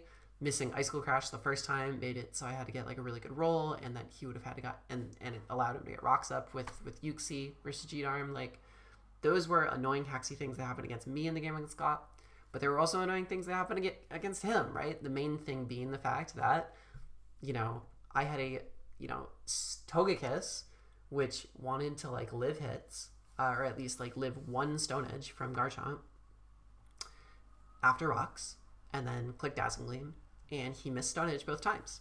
Now the first time he missed Stone Edge, I don't think it really mattered a ton because I lived the Stone Edge hit and I threatened out with Dazzling Gleam again. Obviously like the health is nice, but you know, the rocks, I don't even think the rocks were up at the time. I don't remember. It's hard to remember at this point. The second one really fucking mattered because if he killed my Togekiss with Stone Edge, I would have been really fucked. Not really fucked, I'll talk about that in a second, but like pretty fucked. And yeah, I don't know. Like I got lucky in that case, but like he got lucky too. So I think it's kind of hard to say any side was slated to win that game. I think that's my honest opinion. Like you can't just be like Addy got lucky because he got very lucky as well. And there were a lot of things that he got lucky with first that, you know, put me in a situation where I needed luck to bail me out second, if that makes sense. That's what I'll say on the matter in terms of like his luck. But if we just accept what happened in the game, say Stone Edge hits the Togekiss. And for the record, the only reason that this ended up happening is because I was a fucking idiot and was scared of Skill Shot Garchomp, even though it revealed like Earthquake. No, it didn't even reveal Earthquake. It revealed Protect, Swords Dance, Stone Edge. So it wasn't going to be like Scale Shot, right? It just wasn't going to be Scale Shot. But I like tunnel visioned and like didn't think that far, and I was just like, okay, like I'm scared of Scale Shot. And I went to my Togekiss, even though it like had a really good win potential. So it was a massive misplay. It was like it was probably the biggest throw I made in the entire tournament was to go into Togekiss, and I got bailed out for making that bad play. But what would have happened had that Stone Edge landed? Could I have been in an okay situation? Basically, idea would have been is to get some damage off on the Garchomp with Photon Geyser with Necrozma. That's something I may have been able to do because I was Choice Scarf at the time. Second thing is I was very much bluffing Choice Scarf Kartana. I knew that I was bluffing Choice Scarf Kartana. And I knew that he would click Protect against what he thought was Choice Scarf Kartana. He even admitted in like the comment section against me in the video that, you know, it was that he thought I was Choice Scarf Kartana. I hadn't even revealed that it wasn't Choice Scarf Kartana because he was like, that was obviously Choice Scarf Kartana. It definitely wasn't Choice Scarf Kartana. I was Tailwind Kartana because Double Dance just outright won the game.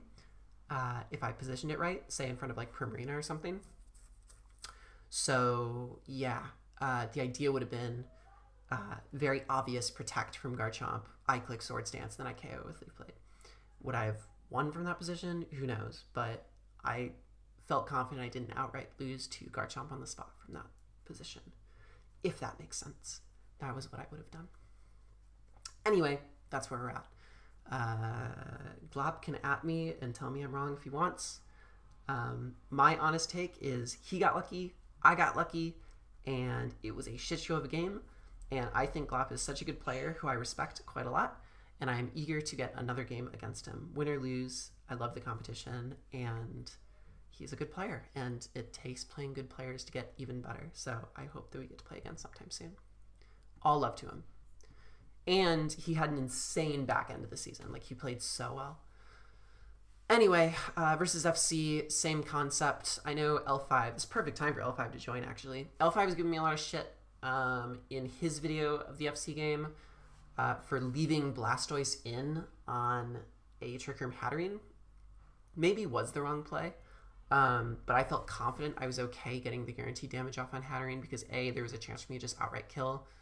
Or no, what was it? I surfed, Hatterene went down to like 6% or something. And then it went for Trick Room, and I could have stayed in and killed the Hatterene. And I guaranteed lived, like, you know, modest Life Orb Hatterene's hit, unless it was Energy Ball, which I didn't expect.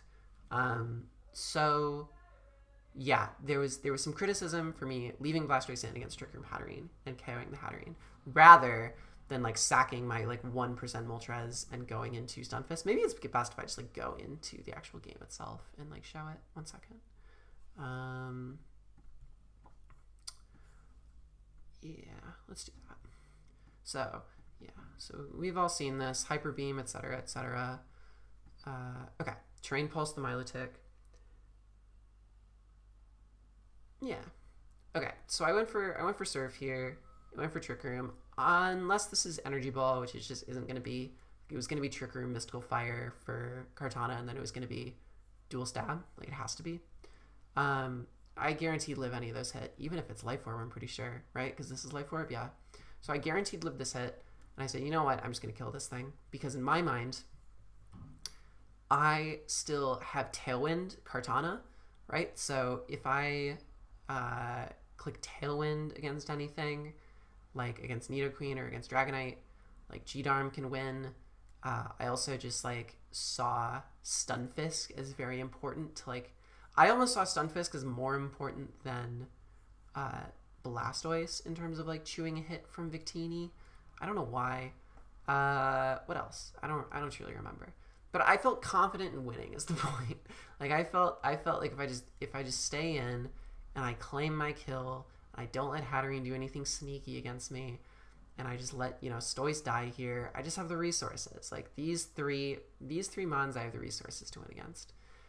I think that was the other thing. I liked being able to like use Stunfisk under Trick Room. Like I liked the idea of exploiting Hatterene's sort of Trick Room against it by bringing Stunfisk in against Victini.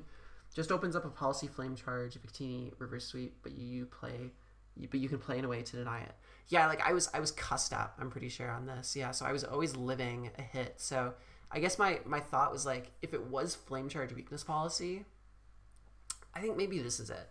If it was Flame Charge Weakness Policy and somehow got a Weakness Policy up, I think Stunfisk may have like lived Stored Power, but like Blastoise wouldn't have or something. Or just like, again, like Stunfisk could Toxic Endeavor it rather than like, you know, me clicking Surf and maybe not killing the Victini. I don't know. I just sort of felt like Stunfisk was a better Victini check at this point in time than Blastoise. Maybe I'm crazy, but that was my take.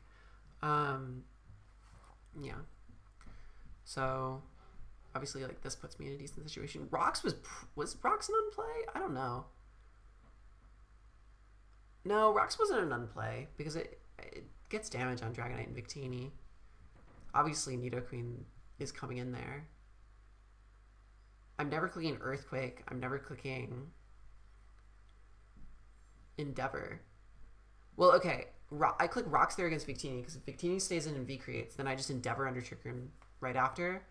If it switches out into either of these, clicking Earthquake probably doesn't do a ton. Rocks is probably best. I don't know. This was a while ago. Yeah, fair enough. I'm not actually upset about it or anything. I'm just going off a point of reference. Yeah, G-Darm goes crazy here. G-Darm. This was banded G-Darm too. This is a very slow Victini. But yeah, I was in a spot where I kind of just felt like, okay, if I can claim a KO against anything, like Tailwind Kartana just wins. That's where we were at. Was I Thrash on this? No, I wasn't. I think I was Thrash on it for the longest time because this team has no normal resist. Anyway. Right, other teams. Week 4 versus Zombie. I think all of this was mostly revealed.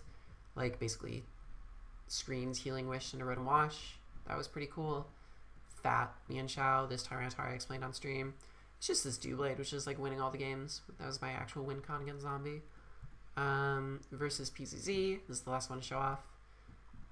Basically, I think all of this was pretty much revealed as well. I think the only thing I didn't reveal was like, I don't even know. I think I revealed all of this. So I was Disarming Voice. I don't know if I revealed that.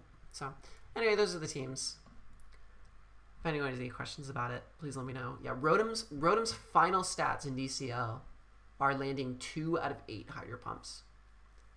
Those are Rotom's final stats. I was just saying, L5, maybe don't do this because it means that I'm gonna get shit for like my games in like a recap video or something. But I think maybe a decent mon to like look at or evaluate at the very least. I know you say you don't like it or think it's overpriced as is, but like the fact Gmail went 8-0 in games, like came to 8 games, won all 8 games. It's definitely worth some discussion. I think it's definitely worth bumping up to 13, even if it doesn't seem like it should be a 13 pointer. Like the performance is showing it for sure. I would take it for 13 points after this season for sure. Oh no, it's interesting. All right, let's go into the game against Yurdunk. It's time. Cool. So, Gen 9 Addy. This is my first ever Scarlet and Violet team tour game. And to be honest with you, one of my first ever Scarlet and Violet... I mean, I probably have only played like 30 Scarlet and Violet games. So, yeah, like... At this point in time, by near end of 2024, that's really not that many. So it was a big risk to go for this, but Terra Gren just looks so strong and so powerful. So this is the matchup.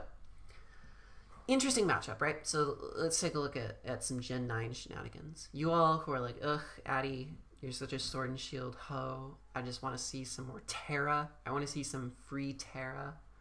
I want to see some Scarlet and Violet. I want to see some terastallization mechanic. Some booster energies. Here you go. This is what you've been asking for. So, Terra Gren, very strong. What Terra options do I have here? Well, realistically with Terra Gren, options are Terra Water and Terra Dark. Pretty much. I could do some weird, like, Terra, like, fighting or grass or something to try and, like, break through the Samurott, but why bother when you can break through the Samurott with other things? Funny thing to note about this team as well, like very weak to Abomasnow, but I ended up bringing Abomasnow. Anyway, we're not talking about Abomasnow, but Abomasnow is quite interesting. It's an interesting one. So yeah, Terra Gren. But this team was used by Gorex through most of the season, who I respect quite a lot as a player.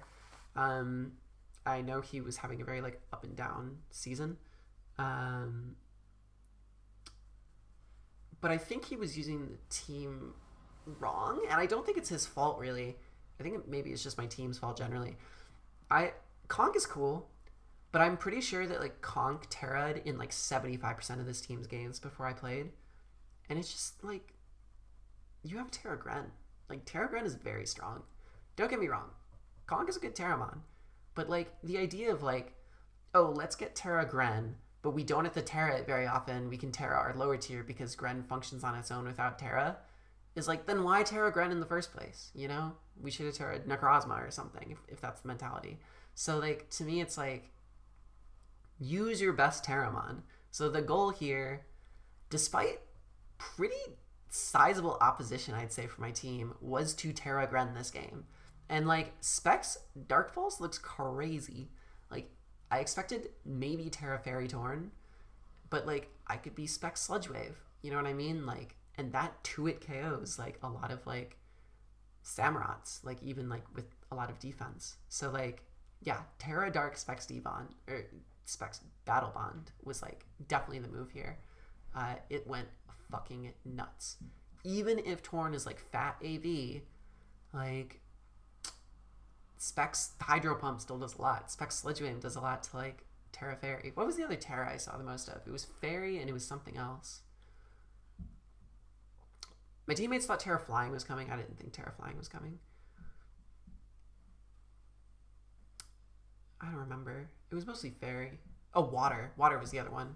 If it wanted to predict Terra Water rather than Terra Dark. Treads has a really good offensive matchup here. Undead was really good in terms of like suggesting the right Treads set for this game. Because originally it was just like Rocks, Rapid Spin, Dual Stab. Which on paper doesn't look terrible. but like Megahorn looked really good into Yuxi and Hisui and Samurott, and Supercell Slam looked really good into Water Torn and Flying Torn. So I instead decided to put Defog on Conk this game, which makes sense because Conk can come in quite easily against like opposing Treads or Hisui and Samurott, or even like Gouging Fire once and click Defog pretty safely on a forced switch. So I felt unironically that Conk was a better remover than Treads this matchup. That was my take, especially since I wasn't bringing hazards. So we have like fat defensive Conk, which looks quite good. And I was debating between a lot of like different types. Like I could have been Terra Electric for Torn, Hurricane, but then I realized Rock was a bit better because it also accounted for like Gouging Fire, and I didn't think Gouging Fire was bringing Earthquake this game. I also was Water for a decent amount of time. I was also fighting just for Mach Punch damage. Like there were a lot of options. Dark was decent too, because it accounted for Yuxi. Anyway, I think basically this entire matchup like truly rested in like what the Dragonite set was. Like I thought a lot about it, and for a while people were telling me to bench Dragonite, and I had like Wheezing on or instead, but it slowed the pace of the game down, and I didn't really have a good dedicated lead. So I swapped Wheezing out and I put Dragonite on. So you'll see the dedicated Dragonite that I have. So okay, we've talked about some of these mons. So yeah, I've decided I want dedicated lead Dragonite, right? We'll see what that ends up being. I've decided that Treads has a good offensive matchup, so I want it to be offensive. It's also really good, speed-wise with the booster energy. And really solid into Mimikyu too. Specs Battle Bond Greninja, really strong. That's the plan. Try and Battle Bond, Terra Dark, nuke things. And then Fizz Def, Rocky Helmet, Conkeldurr looks really good into a lot of these guys and is a better remover than Treads or Wheezing. Alright, so those four. Now it's about deciding what else to bring. Lycanroc is an absolute must, right? Because obviously a Cell Rock goes crazy. The Rock resists Treads, which just gets CC'd on. Also, a Cell Rock is really strong at a Gouging Fire. Now here's something so fascinating though about the Gouging Fire matchup is you have like a bunch of like little annoying things that Gouging Fire can do. Like I don't know if Gouging Fire is good or mid or bad yet. I truly have no idea, but it was definitely annoying in mocks. Like I don't think it ever outright swept me, but it definitely claimed a few pretty consistently, because if I was like Life Orb a Cell Rock, Lycanroc, and he's like burning Bulwark and like burns my Lycanroc, I just lose the game. If he's Charty Berry and I click a Cell Rock, I could just lose the game. Like there's all of these like annoying little things, annoying little techs that Gouging Fire can have that prevent a Cell Rock, which was hella annoying. So I end up actually deciding a different route, which you'll see in a second. But Lycanroc still definitely has to come. Like Rock is very strong here. Last mon, I think I just ended up deciding it was Necrozma, like best sort of like offensive demon.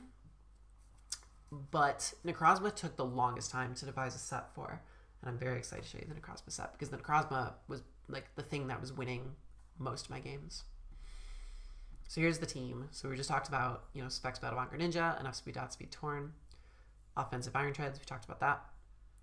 What I ended up deciding, or I'll do this. So Terra Rock Conkeldurr is what I decided. Again, good defensive typing versus Torn and the other guy.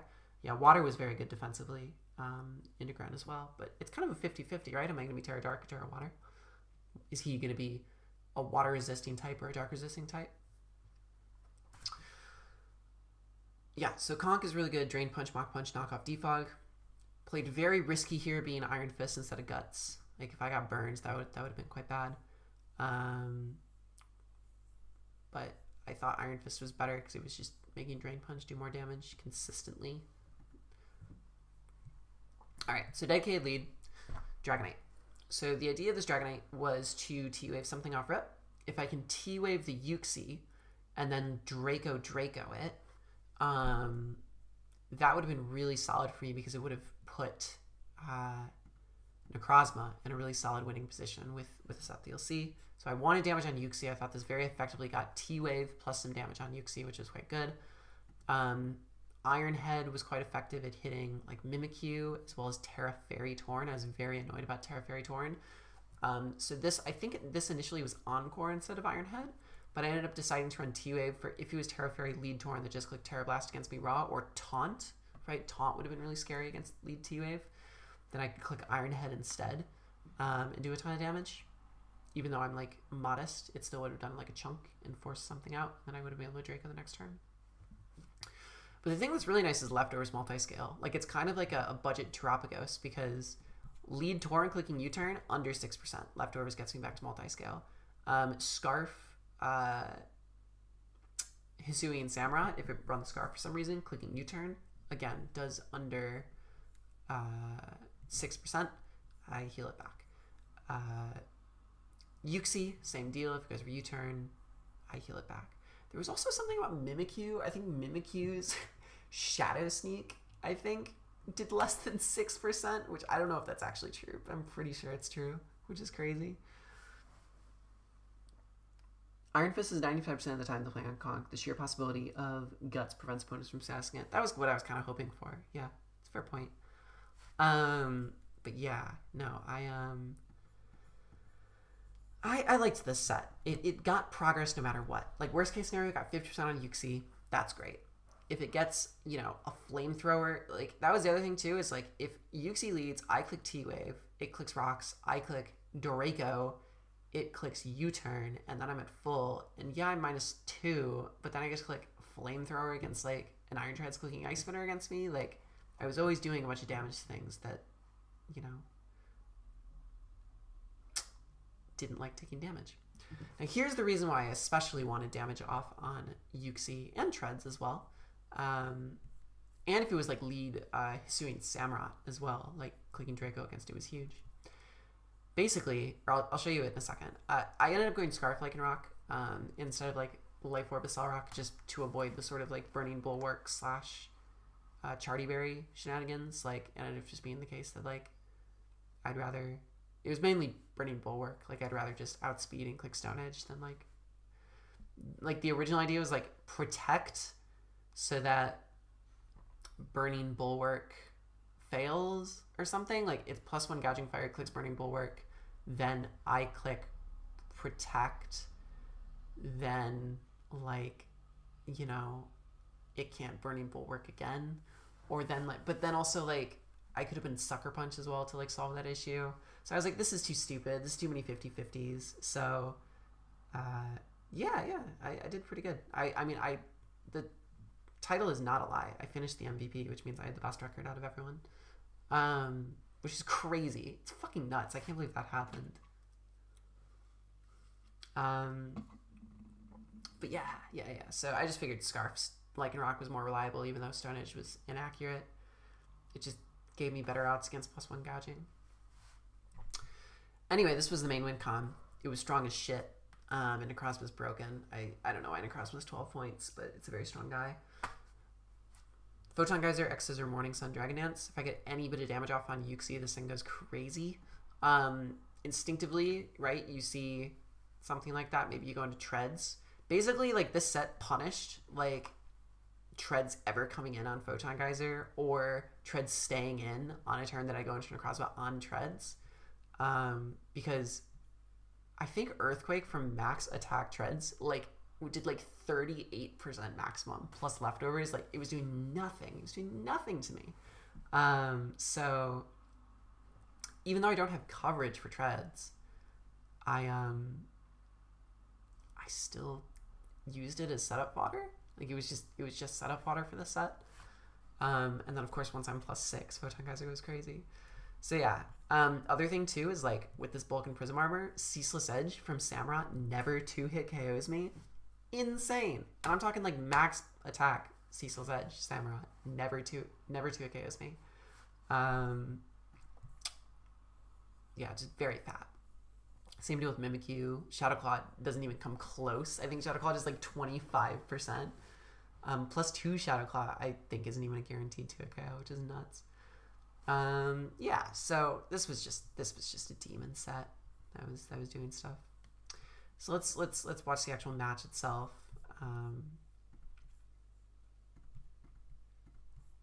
But it was fun. So for context, we lost the first game, which was the VGC game. So if I, hello. If I decided to lose this game, our team was guaranteed out, right? Because this was tie breaks. It would have been 2 losses for us in the best of 3. So I had to win, or else my entire team was gone for good. Which is a situation I found myself in probably like 3 times this season. Terrifying position to be in, by the way. But I guess I play better when I'm in those positions. Who knows? Anyway, so here's the matchup. He ends up benching which ones? He ends up benching Mimikyu and Swalot. Swalot was never coming. But he ends up benching Mimikyu. Benching Mimikyu is quite nice, actually, because, like, that was the other reason that Dragon Dance Photon Geyser was so good, because, again, Photon Geyser broken move goes through Mimikyu's disguise. So fucking good. Anyway, alright, so let's see how this dedicated lead Dragonite plays out. So it ends up being Terra Grass, which I didn't play once in mocks, so I was like, alright, well, that's fine. I'll try and T-Wave you. I don't think it's going to go, like, hard into Treads, especially since I could be, like, Dragon Dance or something, right? So Treads isn't going to be much of a play, so I'll just T-Wave here. It's pretty free. So I T-Wave, and he lets me get a T-Wave off on Torn. Now, this is a funny turn, and I think Your Dunk was quite frustrated with this turn, rightfully so. But my mentality is this. So, like, Torn is very low. Or not very low, sorry. Torn cannot KO Dragonite with anything. It is also fully paralyzed. Also, you know that I am, like, some bulk on Dragonite, sure. But, like, you don't know that I'm enough bulk to, like, not fear, like, Outrage here or not fear, like, a very strong attack coming your way. Dragon Dance as well, like, could come off here, and then, like, a full para would be pretty disastrous. It's very obvious that this Torn is a Gren check, so why stay in against it? You have a few reasons you could stay in against it if you want, but, you know, I think if like, it makes sense for Yurdunk to look at this game state and say, okay, like, I can safely go into Yuxi or Treads, an Ice Spinner, or even a Abomasnow. I don't know. So, yeah, the threat is also Roost. Yeah, that's a great point. Like, I can just click Roost here and kind of beat this Torn out, unless he, like, gets enough Icy Winds against me to, like, you know, get me quite low, but then that's not even true. Like, yeah, the threat is, like, very much Roost. Basically, point is, like, Torn's not accomplishing much against this D-Knight on paper, and especially in the heat of the moment. You don't know what this Dragonite is. Dragonites could be a thing. Strong, powerful attack against your Ground Answer could be a thing. Even though regen exists, right? It can still do a ton, right? Like, Outrage would do, like, 80%. If I was Stone Edge, you would, like, kill. Like, who knows? I'm crazy. I'm the crazy psycho offense girl. Like, you never know what's coming.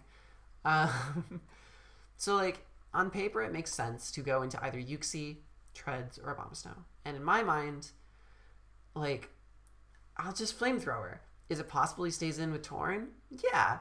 And do I get that play wrong? Maybe, yeah. But, you know, if there's a 40% chance of me getting, like, a crazy hit off against Abomasnow or Treads, I'm gonna go for it. Just, like, works out for me, right? Like, U-turn comes off, Abomasnow comes in, click Flamethrower, Abomasnow dies, and that's it. So, like, yeah. Was that a crazy play in front of an AV Torn? Probably. But, like, you know, there's a threat of Roost. You don't know what this is. Torn's quite valuable. Like, I don't know. Was this the best case scenario for me? Yes. Did I hard call Abomasnow specifically to come out? No. But, like, you know, it worked. So that's the kind of thing, is, like, even if you think that it's possible for Yuxi or Torn to stay in, if the value of getting that play right is so strong, right? Like, if in my mind, I don't know if this is true or not, but if in my mind on that turn, I'm like, okay, there's a 40% chance of Abomasnow or Treads coming in here, and a 60% chance that Torn stays in or Yuxi comes in. But the value of killing Treads or Abomasnow is so high that I'll just go for the 40% chance that, like, you know, he makes that play. I'll just do it, even if I think it's the less likely play for him to make, because the value of getting that play right is so high. Does that make sense? I don't know. Anyway, so Treads is in. This burns its booster, allows me to conk, does nothing to the FizzDev conk, and now I can just click knockoff, I'm pretty sure. I was not expecting this to be weakness policy. This was like very consistently psychic encore U-turn rocks from like every single opponent ever in Mox. So I didn't really know how to react around this. But I knew that Dragonite lived a hit, even lived Draining Kiss. I felt fine kind of like sacking it. Because I knew that like Gren was going to revenge always, right? So it's not the end of the world. So like worked out. This is like a weird turn. I think Plat, I guess, makes sense because you don't entirely expect Draco, or maybe you don't know Draco's guaranteed. You think, you know, Nasty Plat could be good. I don't know. Or maybe he wanted the free switch. It's hard to say. But anyway, now I'm -4 and he brings in, what, Gouging Fire, right? So yeah, I guess he's like threatening setup or whatever. But I get to click T-Wave against it. So he has to kill me here.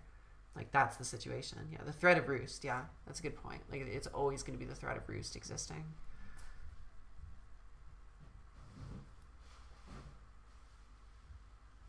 The delta in win expectancy is high enough so the average outcome of the play is still worth hoping for. Yeah, that's a great way to put it, Chet. Psychic into Roost is no good. Yeah, that's true. But if you know me, you know that I'm a crazy person who doesn't run Roost for some reason. No. Yeah, that's a good point. And something that explains those plays, right? Because you expect to see Roost on that set. Especially since Ironhead doesn't make a ton of sense into the team, right? Like, it can very easily be Draco, Flamethrower, Roost, T-Wave. That would have been better against these 6. I was just scared of Terra Fairy Torn. Yeah, fair point.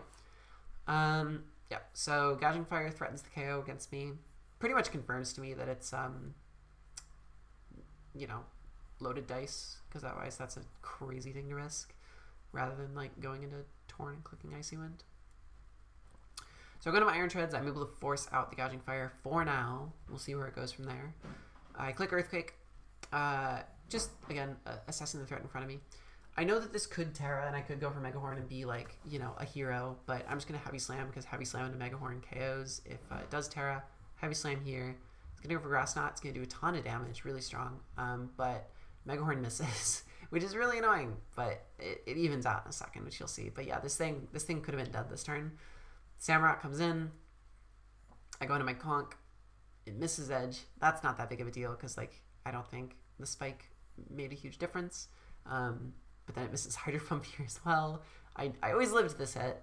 Like, I had a lot of bulk on Conk, even if this is like Life Orb. I did live this hit, but it definitely sucks to miss two hits in a row. But I could have killed the Torn as well. So I don't know. Maybe it evens out. I don't know which one's more impactful.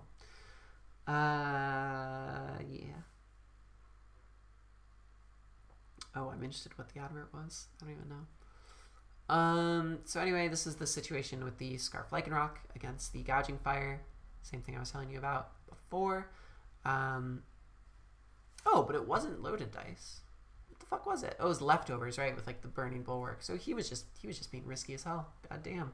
All right, fair enough.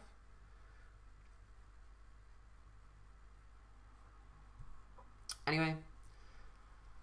So yeah, it doesn't get enough Scale Shot hits against me, which means that he's plus whatever. He's really strong. I could go into like Water Shuriken Gren, but that doesn't kill. Best option is go into my Physical Necrozma and just like take the hit, which I'm guaranteed to take because I'm really physically bulky. KO with Photon Geyser. And then like even still, low key, like from this position in my POV, like I'm so fat, Iron Treads doesn't kill me with Earthquake. If it's like max attack. It's booster energy speed, so it's not adamant. So technically on paper nothing kills me here, but apparently Steel Beam kills me, which I was not expecting. So if this wasn't Steel Beam, I'm pretty sure this Necrozma just outright won on the spot, but instead I can go Gren and start clicking Terra Dark Pulse instead. I don't think there's anything that this thing could have done. Like even if it Icy Winded me here, I just kill the next turn and then outspeed the Treads. Like there's nothing this thing could have hit. He's just gonna forfeit, and that's gonna be it. So unfortunately, that put us at 1-1, and then it was Glot versus K-Crick for the last game, and K-Crick ended up losing, so my team did not end up making playoffs. We were 1 game away from doing it, but we didn't do it, and that's okay. I had a fun time with everyone in Cabal, And obviously, I had a great season myself, so I can't complain too much about it. It sucks not to like make playoffs after having such a good like personal season, but it also takes some responsibility for that, right? Like, okay, I had a great season, but maybe I could have done more to support my teammates. I don't know. You know what I mean? Like, it's a team tour, so the team is responsible for not making playoffs, even if my record was so great. So that's kind of like where we're at. But I had fun. I went 8-0. Isn't that crazy? I was not expecting to go 8-0. The Wi-Fi player going 8-0. Come on now. I was not expecting it. I'm happy. Do I think I'm like the greatest player ever? No. Do I think that there's players who might be better than me still? Like, yes, absolutely. Like, I'm still a fucking idiot sometimes. But I enjoyed this season. I had a fun time. I have thoughts on like the future of Sword and Shield. I've been working on like a Sword and Shield tier list, for example. I could show that because I think Sword and Shield tier list is in need of like a major upgrade. Are you considering DPL? I'm very on the fence about it. If I do DPL, I wouldn't want to do it at like the same commitment as I did DCL. Either I will not do DPL at all, or I will do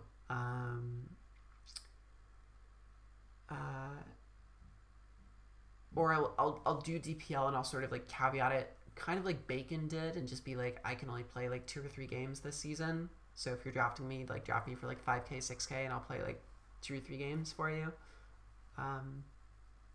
This was exhausting, like playing 8 weeks in a row and being like the, you know, person who has to win every single week or else like we don't make playoffs. Like, I don't know if I could put myself in that position more than once a year. Yeah. No, not price tanking.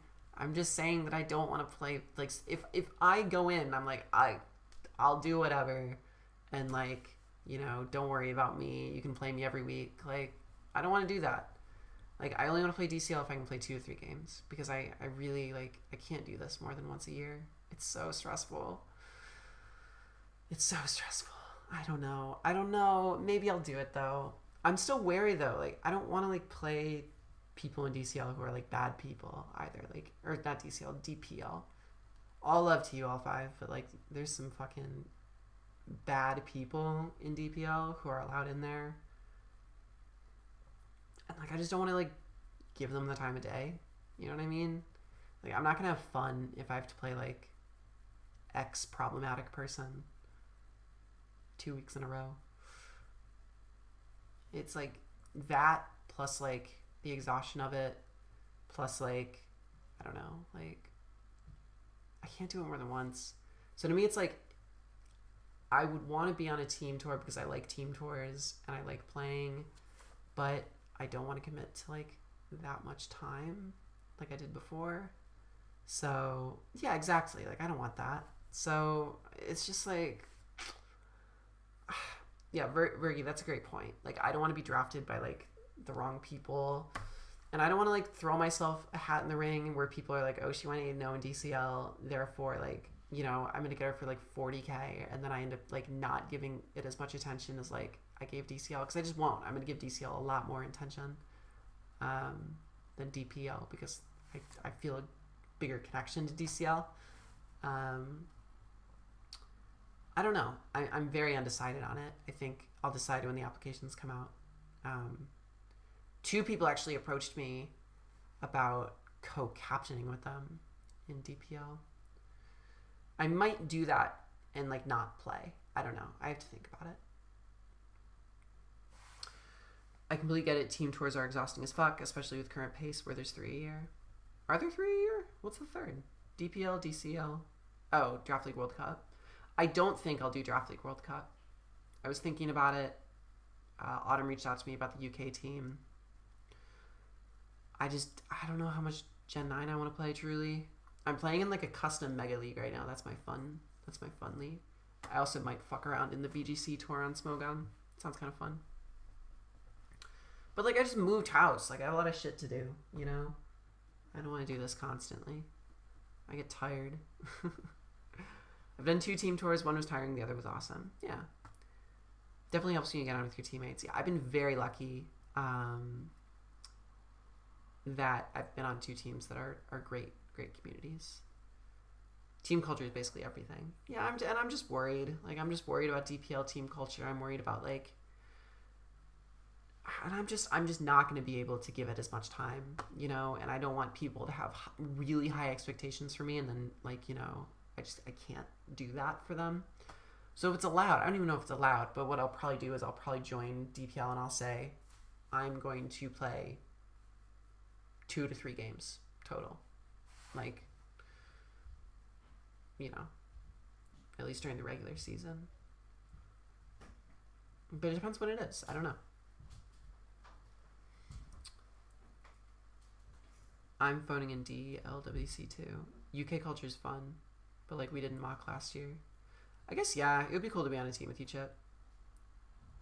That thing is allowed. People done it before, but it has to be enforced. Yeah, that's totally fair. Like, if someone says, like, oh, I'll play 2 to 3 games, and then, like, they play 4 or 5, I get that. Yeah.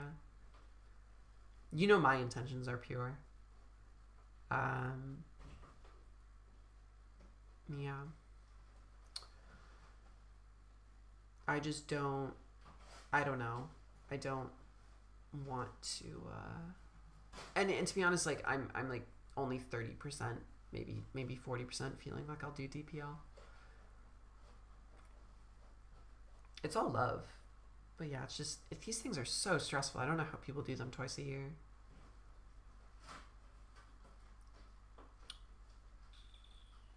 Plus I enjoy having fun. Like I enjoy the stupid custom mega leagues or like the fun leagues that I have with my friends, and I enjoy Wi-Fi. Like, Wi-Fi's fun. Like, I'll go back to Wi-Fi at some point, I'm sure. So maybe I'd rather do that in the new year. I don't know. Yeah, like, that's the thing. No solo stuff this year. Yeah, fair enough.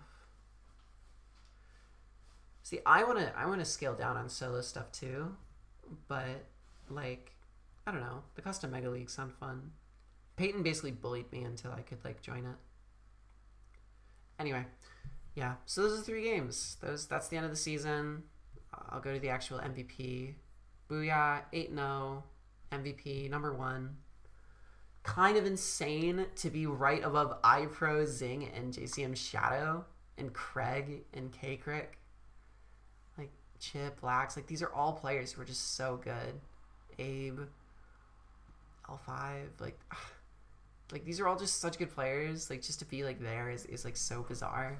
Surely it's some kind of fluke. Surely. Will you play Oris 3 next year? Oh, you were talking to L5. I feel like anyone that does all the team tours just doesn't do solo stuff. Each their own. Peyton playing, what a shot. Imagine playing GPL, what a foolish thing to do. I don't even know if I'm gonna like focus a ton on the custom mega league. Like, it sounds quite fun, but if I don't enjoy like the first 2 games, I'm probably gonna like throw in the towel for the rest. Team tours are just so stressful. I don't know. This gets to the point of the team tour where I'm so like, we're 2 hours into the stream, so I will just let loose with like drama and like, I don't know, opinions on things or anything. So like, I had fun this season, but Jesus Christ, a lot of shit happened at Chrome Cabal. It was just so like, it was, I love Loki P, I love K-Crick, I love most of the team that I was with, but Jesus Christ, it felt like there was a goddamn nightmare every 2 seconds. Like, Loki P was playing the entire freaking season from, Loki was playing the entire season with concussion. There was the you-know-who player in the first half of the season who had to get banned and replaced. I don't know. It's only downhill from here, 8-0. I actually disagree. I would feel infinitely more satisfaction being on a winning team, like a team that wins the tournament and going like 5-3 or 4-4, than I would going to 8-0 and not making playoffs. And I think that's something I discovered this tournament. Like, I feel infinitely better making playoffs and winning. Like, not gonna lie, like, the 8-0 feels good, but making finals last season in DCL 1 with the Foxes felt just as good, you know? Like, good accomplishment, but not, like, you know, winning in the end. Like, I want the team to win. I want to be on a good team. So, I think that's what there's left. I think that's where it goes uphill. Now, how I do that is a big question, because either I can try my hand at captaining, which I might try and do in DCL 3. We'll see. I could just hope some cool people pick me up. We'll see. Yeah. Like, those are kind of like the two options right now. I don't know if I would captain or not. I feel like I'd be a good captain, but it depends. Depends on the situation. Depends who my co-captain is as well. Like, I would want a co-captain who has some experience captaining. So I have no clue. I would also want a co-captain who has some experience in Gen 6 and 7, because I'm definitely the weakest in those. But yeah. 20k Addison. According to King L5 at the start of the season, I was an overpay. I probably was. I probably was an overpay. But I performed to my price and a bit better. And that feels good. Am I going to captain DLWC? That'd be kind of crazy. No, I think Autumn and Lime want a captain. Unless they want to give me the captaincy. If I would consider Draft League World Cup if Autumn came to me and said, actually, you can captain with anyone you choose. But it seems like Autumn has kind of like taken the reins on that.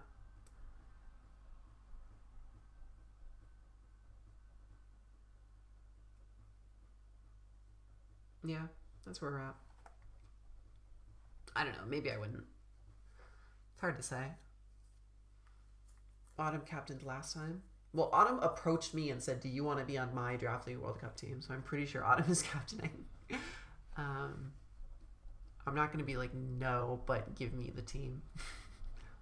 But if Autumn wants me to captain it, I can try. Could do it with like Blitz or someone. That'd be kind of fun. Anyway, yeah, so that would be like kind of fun. But that doesn't really feel like a team tour. Like, it is, but it's all SV. Like, I want to win a team tour where I'm playing Sword and Shield and have people. How many estimates for how Eddie goes in DCL 3? 30k? I don't think I'll go 30k. I think I'll probably go for like 25k. Yeah, Autumn Lime's probably quite locked. Yeah, I don't think I'm very interested. We'll see. Blitz didn't seem interested either. I just don't like Gen 9. It's nothing against Autumn or Lime. I'm going to show you some... I'm going to show you some... Why have I been pung? Who's pinging me? Who's doing this? I forgot. Oops. Oh, that's you. Where am I looking? Tiering. Isn't there like threads or something? How do I do this? Mark is red. How do I find this? One sec.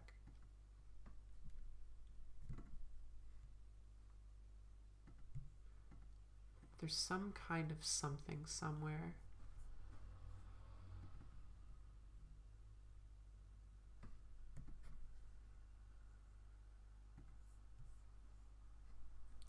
How do I open threads on Discord? I want to see like my tier list. Or maybe, let me see, from Addy has link. Maybe this is how I do it. Yeah, alright. So this is my current like kind of like revitalization of Sword and Shield tier list. I feel like the reputation of you helping many people improve on Wi-Fi increased your price for a team format. Maybe. I actually think the real reason my price increased was because it was a bidding war between two teams that didn't have a Sword and Shield main. So I probably shouldn't have gone for more than like Glop but I did because Glop was already taken, and there were two teams that really needed a Sword and Shield player. So it was just a bidding war between those two at a certain point. Like, I think once I hit 12k, it was just two teams. I think Trigabai and Armory bid like 10k on me or something, but then after that, it was just two teams going back and forth. Which may still be the reason. Like, Kyle's team, the Dreamwalkers, were upbidding me constantly because I think I helped Kyle with his tiebreak game in DPL that he ended up winning against Craig. So, like, yeah, you're right. Like, there's a sense of reputation for that, but I don't think people look at me and go, oh yeah, that's the girl who helps people improve on Wi-Fi, because I don't think people in this community really see that. I'm super sad I don't have the capture card because I would love to do Wi-Fi. Yeah, it's fun. I'll probably do Wi-Fi at some point again, but to be honest with you, no shade to Wi-Fi players. I just feel like I wasn't learning very much. I feel like after both DCLs, I feel like I've learned an insane amount and have like gotten much better. And I feel like every time I do Wi-Fi, I go down a little bit. Like I just don't get better. Because you're not having that like constantly good competition every single time. There's also something about 8mon that just makes the team building that much more intricate. And something about Showdown that really like allows like optimal long-term thinking, making it easy to sort of like play out dedicated leads and things. I don't really know how to describe it. Anyway, this is the current draft board concept right now for Sword and Shield. So a few like key ones that I'm thinking about. This is still a work in progress, so some things might still go up, some things might still go down. Kartana, L5 and I were talking about this. I think Kartana's a top 5 Sword and Shield mon. It might go up to 18 points, but depends if people start drafting it like pick 4, pick 5. Typically, it can go all the way to pick 8 sometimes, so I don't think it deserves to come out of 17 yet, but I think it's by far the best 17 pointer here. I didn't used to think that before this season, but now I do. So what are some other changes that I think people disagree with? Scizor is bumped to 15 and Melmetal's bumped to 16. Melmetal went like early round 2 in every single draft. And when I say early round 2, I mean like one of the first picks around 2. I think in 2 cases it was also like the back wheel. So like Melmetal is very close to being a round 1 pick. That should not be a 15 pointer, so Melmetal's a 16 pointer now. Scizor as well is getting picked very, very early because of its, role compression and stuff like that. It's being picked consistently, more consistently than AG Slash. So I think at the very least it should be on the same plane as AG Slash. So that's going up to 15. Yeah. Even though Victini, Coco, Dragonite's really strong, Victini's definitely the lowest usage 17 pointer. It's much more of a 16 pointer. Yeah. So yeah, this kind of adds up so far. I think Blaziken honestly might move even further down, but we'll see. It's 14 currently. Cinderace was 13, gets picked up very consistently, very fast, so it's 14 now. It's very strong. Finny was 15 for the longest time. Again, very low usage. That moved down. Zing has had an insane track record as captain recently, thinking about DPL Season 7, DCL 1, into DPL 8, final into final. Yeah, no, Zing has been crazy. Do you think Terrazarud being popular will bring on an upkick for usage of SS Zarude? I actually think it's very interesting. Zarude's usage was really high in DCL 1, really low in DCL 2. I have no clue what accounts for that, but if we're reading into that at all, the answer would be no. Anyway, more drops. So, like, funny thing, just look at the shape of this tier list. Like, we need to accept that, like, tier lists don't always have to look like, balanced or evened out. Like, if there's truly only, like, 30% of the mons in the decks are good, or 20% of the mons in the decks are good, then, like, price them how they should be, and then make the other mons, much, much lower price. Does it mean that you got a lot of mons over here, not a lot of mons over here? Yeah, but that's just how the decks turns out. That's fine. Especially if there's only 8 people in a pool. Like, come on now. Anyway, some more drops. Stoice moved up. Again, insanely high usage. Gmult moved up, high usage and really good results. Vish moved down. GZAP moved down. GZAP was the least popular 14-pointer last in DCL2. Never got picked up once. And was never picked up once in DCL1 either. Yeah, Hydra going down as well. Doesn't really get picked up very often. Rillaboom was like 15 points and hasn't been picked up in like millennia, so that moved down. Same goes for Lele. Zygarde being 12 might be crazy. Zygarde's maybe 13, because it was 13 in DCL this season and 2 teams had it. It's just neither team was very successful with it. But 2 teams did draft it, so maybe it's 13 instead. I don't know. Maybe. I think maybe I should keep it 13. But still, like, it's hard to say. Oh, I can't edit it right now. Poop. That's okay. I kept G-Darm at 12 because, yes, I used it quite well, but no one else did, right? And it wasn't a very popular pickup. I think it proved its worth as a 12-pointer, but I don't think it proved that it was broken for a 12-pointer.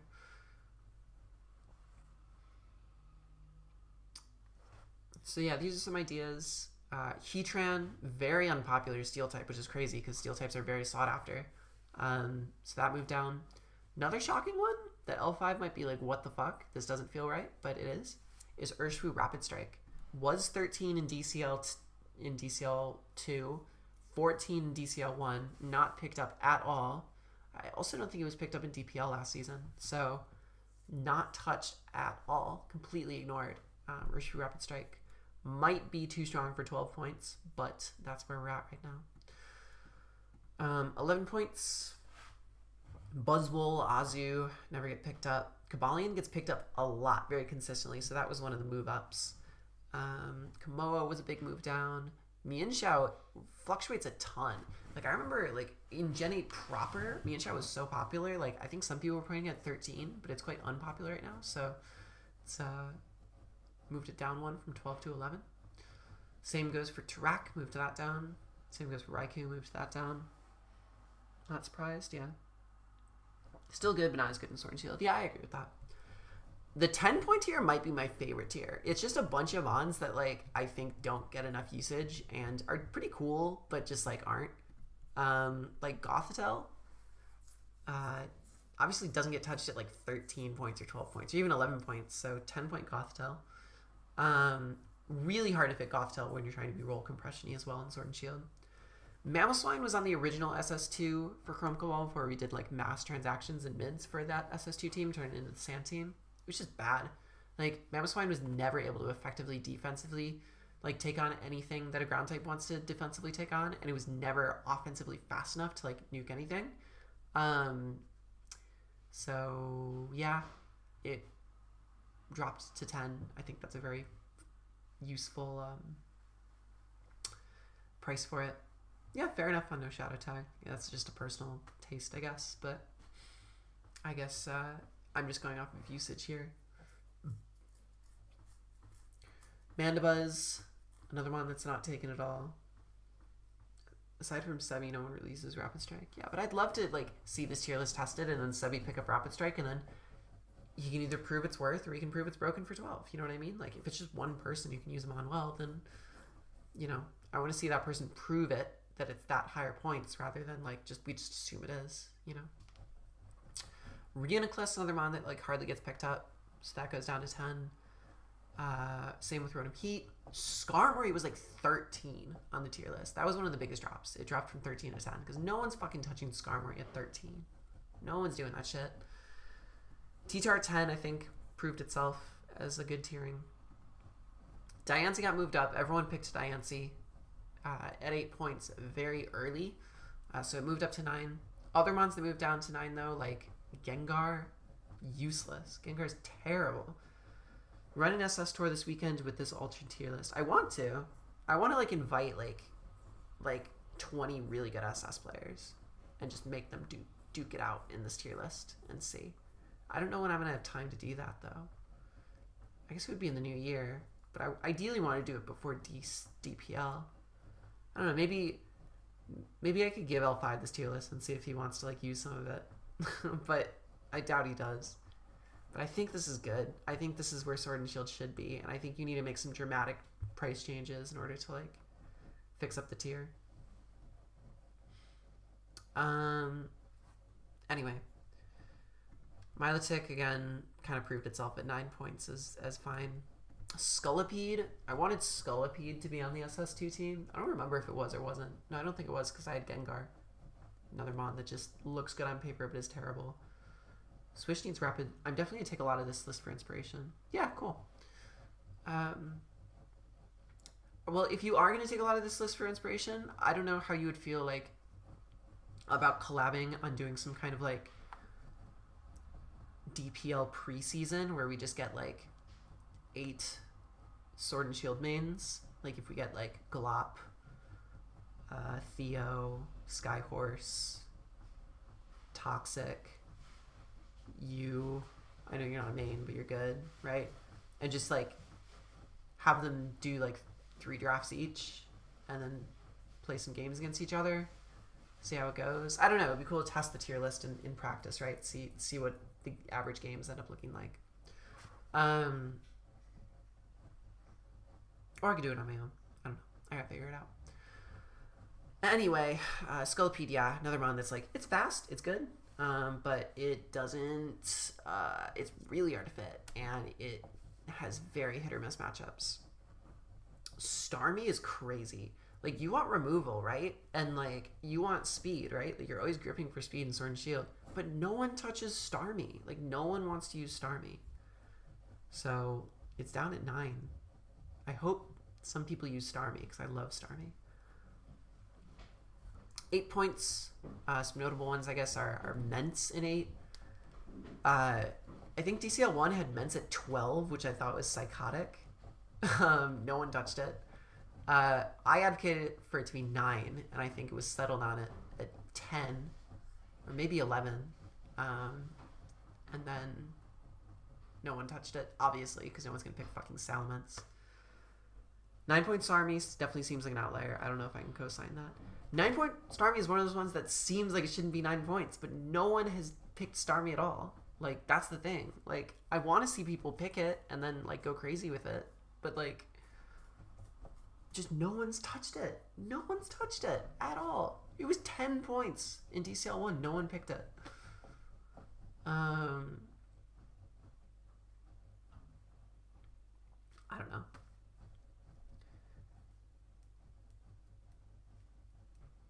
Zezu used Swish Ments. When did he use Swish Ments? During Naptex? That's the thing, though. Like, see, you all are like, it'll 100% be picked, but then you realize that 8mon is like role compressed. Like, okay, you pick Ments, but then all of a sudden, like, it doesn't offer any like things that you want on a draft. So, we'll truly see. Do I think Ments will get picked up universally across, 3 Sword and Shield drafts with this tier list? No, definitely not. Maybe by 1, and then maybe that draft pops off, and then we move Ments up to like 10. But I don't know. I don't think it's going to be universally picked. Same with Starmie. Mon that will get universally picked is Scrafty. That mon apparently is like the greatest fucking like glue piece to most teams. Like, everyone's picking Scrafty. So that shit moved up from 7 to 8. Same goes with Steelix. Tangrowth never gets looked at. That's dropped to 8. Same with Volcanion. Same with Conk. Diggersby in 7. I think it maybe could be worth higher, but again, hasn't been able to really prove itself. Ground type without rocks is very difficult in 8mon format. Same with Doug Trio. I want to see Dracozolt go off. Like, I want to see Sand plus Dracozolt, but no one's touched Dracozolt. Heracross completely untouched. Kingdra completely untouched. Hippowdon at 7 points I think is 1,000,000% justified. People would rather have Gigalith or Tyranitar. I think Tyranitar is pretty good. I think it's underrated Sandsetter. But no one's going to pick Hippodrill, like just 2 ground types. Maybe they will, though. Maybe I'll get proved wrong. Noivern at 7 is another one. Like, Noivern's at 9. Like, in Sword and Shield, everyone's looking for their elite speed. This is very similar to Starmie, where it's like, it's elite speed, and it checkbox that elite speed, but people are still getting Talonflame and Crobat over it, so Noivern's never getting looked at. Rose Raid, another mon that never gets looked at. People get 4-point Roselia instead. So that's going to drop. 6-pointers are interesting. Some interesting drops. Entei at 6 points. Might honestly be lower. Grimmsnarl at 6 points. Honestly should probably be lower. Well, maybe Grimmsnarl at 6 looks fine. It was drafted in that EPC team tour, and I think it's doing okay. Actually, the team's 0-2. It's not doing okay. Magnezone never gets looked at. Lax is very interesting because Lax was only higher because he was quite good in Spectrier. But now Beware is unironically a better pick than Snorlax. It offers just too much more. So yeah, 6-point Snorlax, pretty crazy. 5-point Zygarde 10 might be a 4-pointer. No one ever looks at it. 5-point Xurkitree, completely justified. 5-point Stakataka, completely justified. No one's touching that shit. 5-point Darmanitan, totally justified. 5-point Eldegoss. Today is the day that Darmanitan and Eldegoss belong in the same tier because Eldegoss is being picked round 5, round 6 every single draft by every single team. Maybe pick 7. Ain't that crazy? Eldegoss, insanely high usage. Darmanitan, insanely low usage. And I guarantee you that Eldegoss will get picked more often with this tier list than Darmanitan. I guarantee it. Because that's that Gen 8 roll compression right there, baby. Celebi in 5 is quite exciting. No one's touching Celebi with a 5-foot pole. You say 5-point Gastro is a good value pick, but then, you're thinking about, okay, are you setup fodder? Are you taunt fodder? You don't really know. The thing with Eldegoss that will be a question, especially with Delmies dropping, is will people pick 4-point Delmies over 5-point Eldegoss? And if people pick 5-point Eldegoss over 4-point Delmies, that proves that Eldegoss should be 5 points. Yes, it's very good. It's just a good sponge. Yeah, Eldegoss and Celebi at the same price point is crazy. But spin. 4-point Glastrier, 4-point Durant. Like, no one's touching Durant, right? But 4-point Durant's cool. 4-point Omastar. Slurpuff. Loki was really suggesting I pick Slurpuff as my fairy type. I was like, no, I'm just not going to have a fairy type. Yeah, and then some other stuff. Some interesting thing at the low points in the Sword and Shield tier list is that there's no, good grounded poisons that are, low tiers. Like, Roselia is 4. So Toxicroak is, the least used poison type in the low tiers, so I dropped it from 5 to 3 so that there's a 3-point grounded poison. I don't think Toxicroak's very good, so I think 3 points makes sense for it. Is there a grounded poison in 2? I don't even think so. No. So yeah, grounded poison in 3, Toxicroak, grounded poison in 4, Roselia, rest are in 1. There's not a lot of good poisons. Yeah, you're 100% right. Can we get an Aurorus shout out? No one's touching Aurorus with a 5-foot pole. It's just not happening. It's 1 point. Anyone want to get the Aurorus Arctivish combination for 3 points total? Low key, not bad, right? Maybe? I don't know. Has Arctivish ever done anything in its life? Who's gonna make the risk though? Who's gonna do it? Underprice things until people prove that they're good. If no one's touching them, then incentivize them to touch them. That's the take. So yeah, I hope parts of this tier list gets adopted. Okay, yeah, it's cheap Auroraville, but Aurorus is 50 speed and has 80 weaknesses. So Sash Auroraville, that sounds like a complete waste of a mon. I don't know, but maybe I'm wrong, right? Someone can draft 1 point Aurorus and prove that it's a demon, and then it'll go to 2 or 3 points.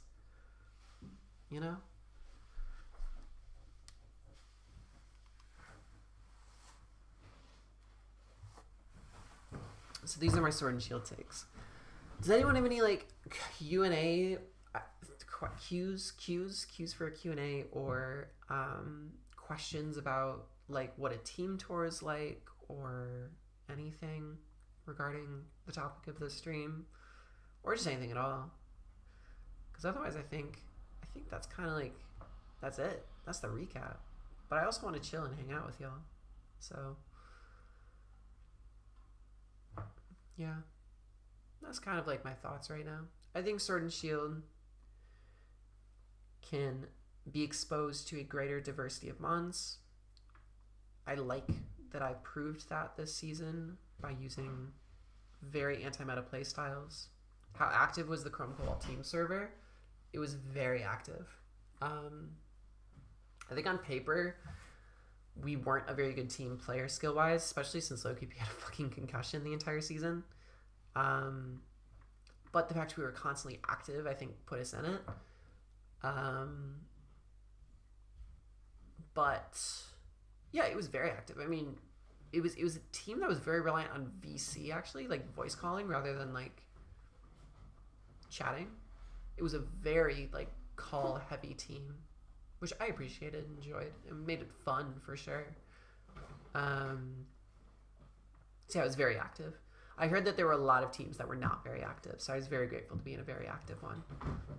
It's just a shame that the activity didn't actually amount to more competitive success, which is such a shame because you would think that it would, but I don't know.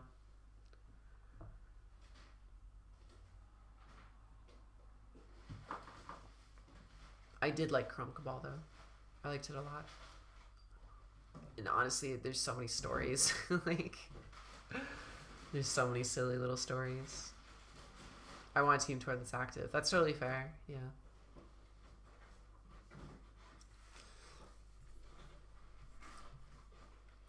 L5 mentioned Musharna, I think, in our podcast. And I thought to myself, wow, I want Sword and Shield Musharna to be a thing. So I might drop it to 2 points, but I'll keep it 3 for now. Have you been watching BBL? No. I mean, I've been, I watched Veps' game against Owen. That was an interesting one.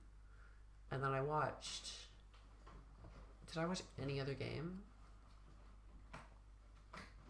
No, I think that's literally all I've watched.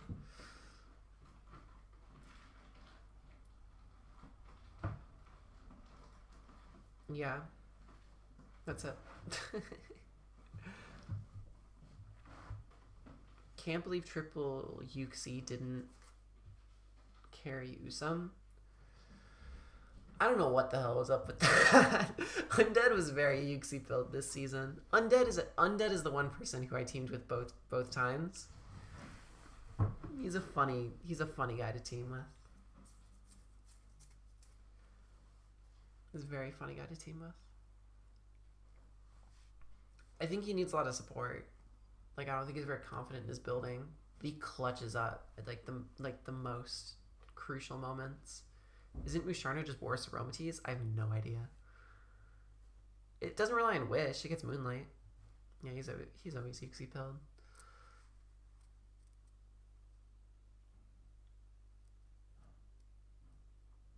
Our team's biggest issue, I think, was that we didn't get like a second Horus player that was like consistent and reliable.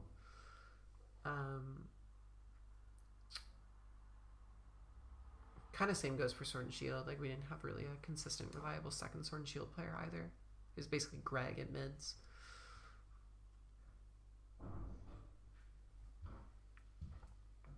I'm number 2 Super player after Undead. Fair enough. 13's a lot. It's 12 here too. I thought 12 was such a fucking high price. I mean, apparently it has a ton of DPL success, so I can respect the 12 points, but Jesus Christ. I was thinking, like, I'd just rather have Slowbro for 3 more points. Like, surely it's better. Recovery, teleport.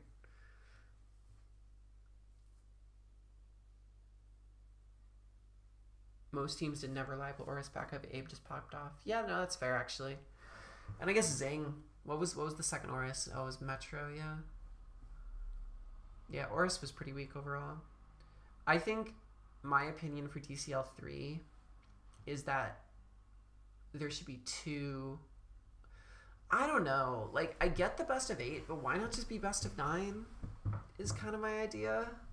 Why not be best of 9? Realistically speaking, I don't hate the idea of VGC going away either. but I like VGC players. I've always appreciated the VGC players that I've teamed with. Like Robin, awesome. Trace, awesome. Desk Smash, awesome. Like, I like the VGC.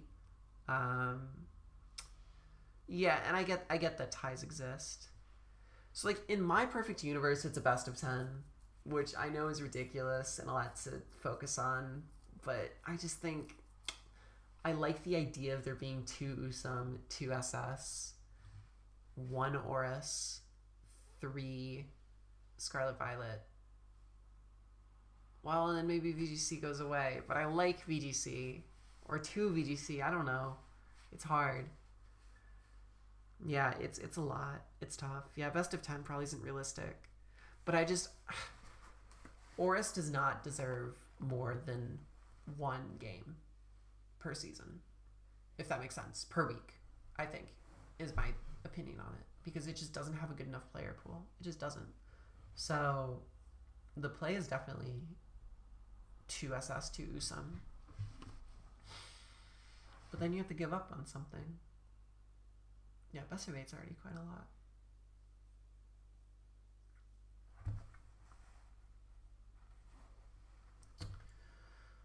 Oh, it's tough.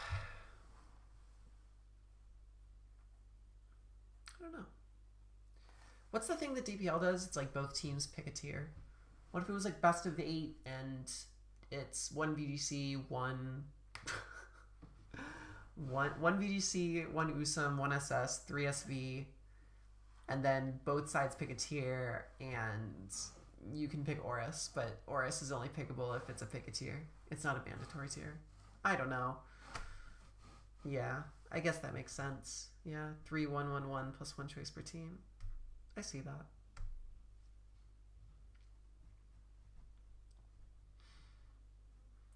Yeah, so maybe that is the move. Maybe it's that plus VGC, right? So 3, 1, 1, 1, 1 choice per team, and a VGC. Does that make 8? 3 plus 1 plus 1 plus 1 is 6. Oh wait, but then that's 8, then that's 9. Shit, that's so tough.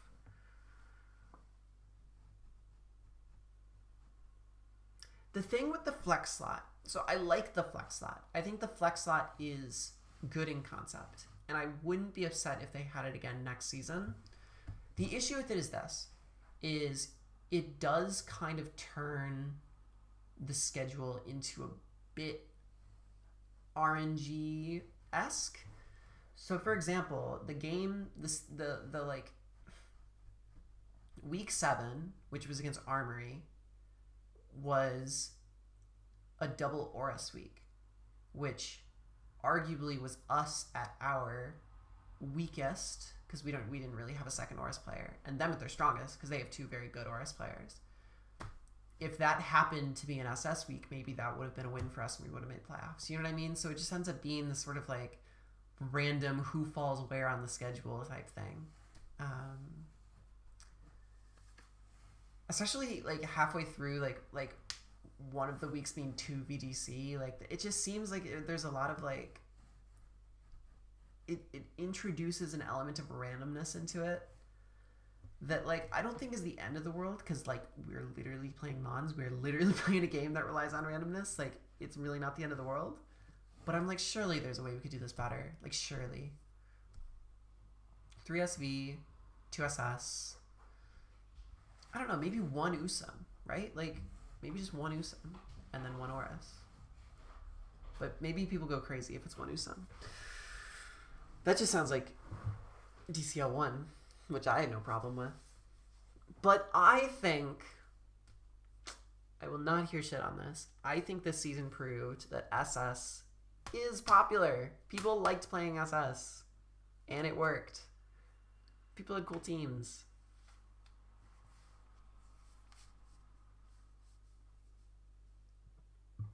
I think it's definitely possible to run 3-2. What is that? 3-2-2-1. Yeah, it just means gain rid of VGC. That's kind of it. Surely there's more player pool depth in Usum than Swish. I don't know. Let's look at that. Let's take a peek. So Usum weeks. we're week 2, week 6. Okay, so I and TJ, Hiker, and Hacker. So clearly the main was I and Hiker. Secondary was Hacker and TJ for Usum. But also Hacker and TJ are 2 people who would play Sword and Shield. I guess TJ wouldn't play Sword and Shield. But like, you know, Lucas could play Sword and Shield. They had someone else who was playing Sword and Shield as well. It was creator of some, I think, who's doing quite well. Either way, I wouldn't call TJ an Usum player, so I think they had just as much of a random Usum as they would have a random SS. Also, Skyhorse like subbing himself out in the back half of the season didn't really help Triggerby's like proportions in terms of where they were putting people. Yeah, Nightclub had 2 very secure SS players in PCZ and Jimmy, and their Usum was Hiker and Hacker. I don't know, like, okay, so that's one example of Usum versus SS. I don't know, maybe this is actually a wrong thing to look at. Let me go to like people's teams in general.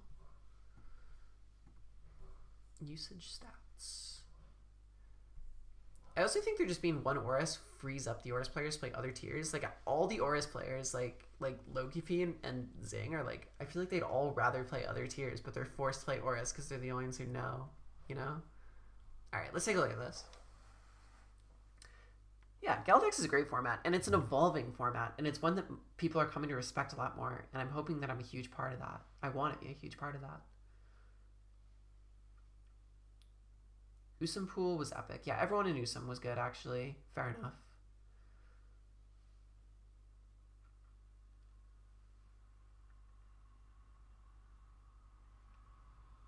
Yeah, no, fair. Like, Usum should not be one. Usum should not be treated the same as Oris. I get that. I resent the idea that it should be 3-1-2-1, I guess is the idea. I think it should be 3-2-2-1. I don't think Usum is inherently a better player pool than the SS player pool in terms of like frequency. I don't know. Let me see. Okay, so Band Chasers. I don't know what the fuck Zing is, but they had Craig and who was their other one? Who the fuck was there? Oh, it was FC, right? Who I played. But I think he only played the one SS game. Okay, but what are their Gen 9 players? It's iPro. They didn't really have a secondary. So they didn't really have a secondary SS player or a secondary Usum player here. Unless it was Zing, who was secondary in both. So I'd say even for Band Chasers and SS versus Usum. Maybe that's an incorrect evaluation. We were definitely more Usum inclined than SS inclined. I was pretty much all of SS, plus Greg, who's soup. But then Greg is also more Usum, as well as Undead, as well as K-Crick. So fair enough. But K-Crick was playing SV this time around. Yeah, exactly. Like Zing was forced to play Oris. Like, I don't know. So I think Oris should just be one slot, to be completely honest with you. Yeah, but they didn't flex locks. They just didn't. Walkers. I don't know what the fuck Walkers was. Like, Walkers' Usum player was Harris and Lejon. I think that was pretty weak. I think Darkrai, Amel, High Crocs was much, and Zombie. Yeah, they definitely had more Sword and Shield potential than they had Usum potential. Armory was probably worse in Sword and Shield than they were in Usum. Obviously, Usum, they have Aster and... Actually, who's their Usum? Who is your secondary Usum? I don't even know who your secondary Usum was. Was it Cookie? Who was it in week... Oh, it was Beardy. Okay, Usum... I don't know. I know Palkia is decent at SS. I have no idea. I think Armory would probably rather do a double SS week with this roster than a double Usum week, but maybe I'm wrong. You tell me. Cookie and Beardy? Paddock's Theo is broken on paper, but Paddock's had a bad season. Yeah, fair enough.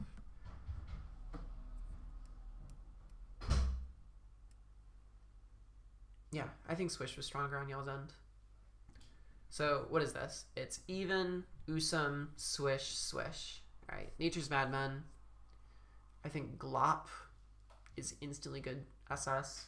I think Vinny is good SS. He had a good SS performance last DCL 1, but didn't do very well this season, obviously.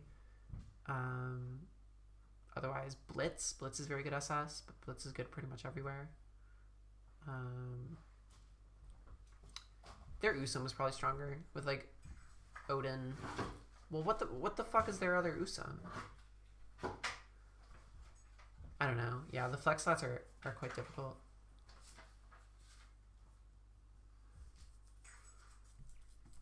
Nightclub was definitively better in Swish though. PZZ, Jimmy. I mean, hell, even Hacker. I mean, Hacker's both, I suppose. I don't know. I still think that there's, even if like the ceiling is maybe a bit higher for for Usum players, like you have the iPros, you have the I mean, who the fuck else? Actually, I'm kind of like starting to like gaslight myself.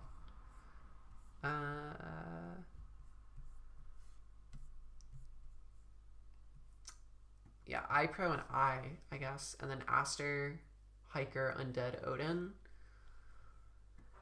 Yeah, I guess these all have more name recognition. Sebi's more of an SS player than a Usum player. I don't know. I wouldn't say this player pool is vast. I think it's just these big five or whatever. SS, you got these four, Jimmy, and then Skyhorse. I don't know. I don't know.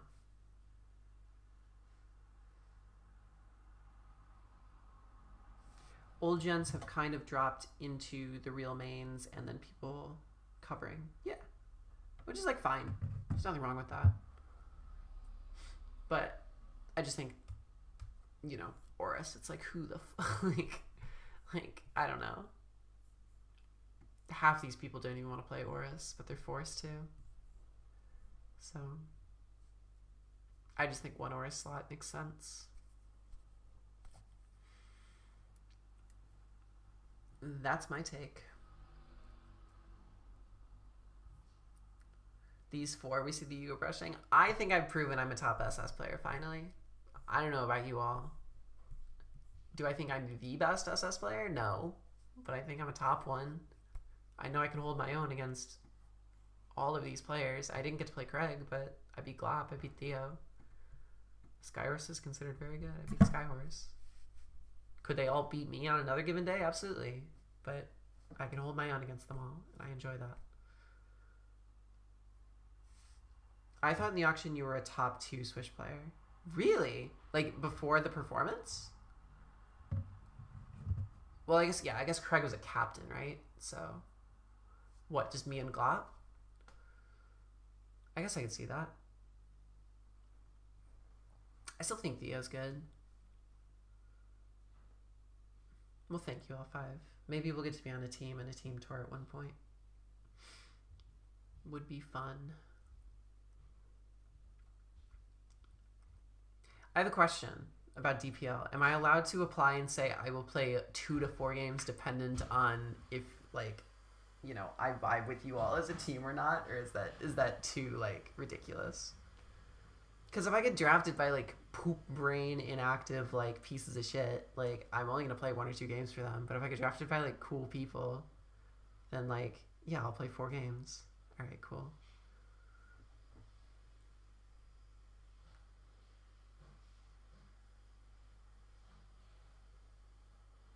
But you can't just say I don't like my team cancer. Yeah, I guess it's more so just a question of, like, how much motivation am I truly going to put in? Alright, maybe I'll do it. But I don't want to play 7 games. I'll play like 4. Max. We'll see. I I feel like even one Oris would be kind of shit because then everyone's gonna be like, all right, I'm my Oris player. I don't need to get anyone else, and then like these people are still stuck in Oris. I don't know. If you're serious, I'll do it L5.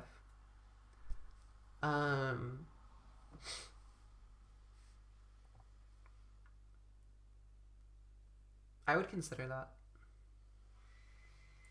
Because that's the other thing is like, I don't know, like maybe being a captain is a better opportunity because then I get a sort of sense of a little bit more of a control over where I'm going and who I'm interacting with and stuff. I don't know. I'm thinking about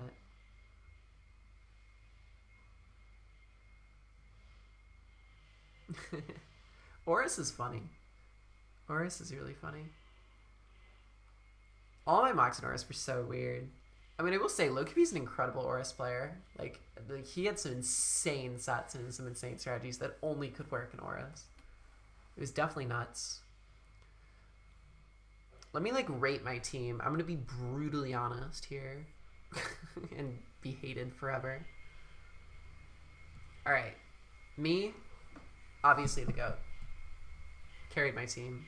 K-Krip, also the GOAT. Very much like succeeded when needed. All of his losses were like, you know, well fought.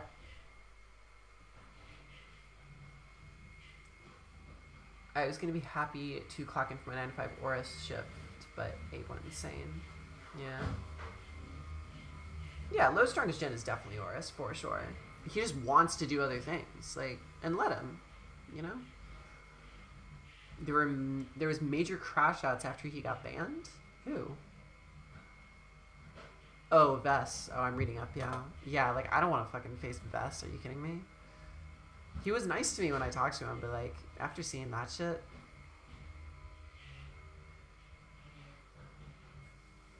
Also, like I'll just outright say it. Like I don't want to interact with Aki, right? Like that's someone who's in DPL who I just have zero interest in interacting with.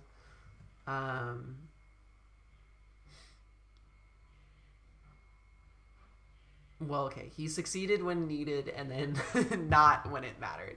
We're not in the most important moment, but every time before then. And all of his losses were well fought. But, I don't know. He was still the GOAT. K-Kirk was awesome. K-Kirk was like, I learned so much from K-Kirk this season, so I have so much love for him. Loki P went pretty crazy. I think he had a lot more potential, but concussions, and like, I get that. After that, Undead. Undead's so interesting to team with because he basically asks the captains to build the teams for him, and then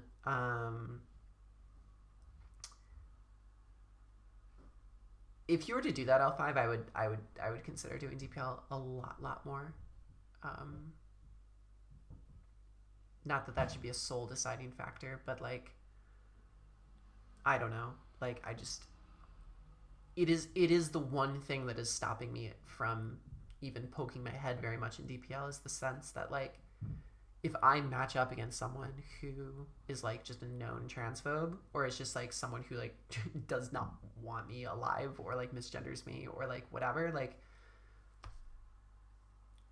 it's never a good feeling.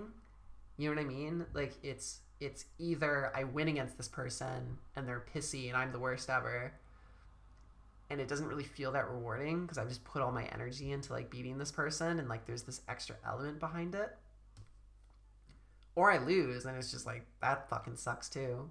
Like it's not one of those things like if I know that I'm facing someone who's like an actively shitty person, like it completely demoralizes my intro. Like why would I spend 20 hours of a week? I mean, no, that's insane.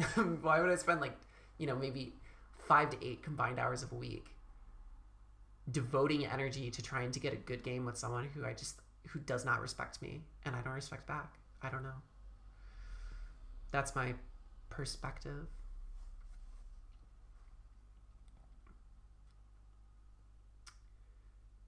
Anyway, that's where we are at that level of things. Up to you. Undead's cool. So what was I gonna say about Undead? Undead's awesome. Undead is like pure entertainment. There's I want to show you. I want to provide a story.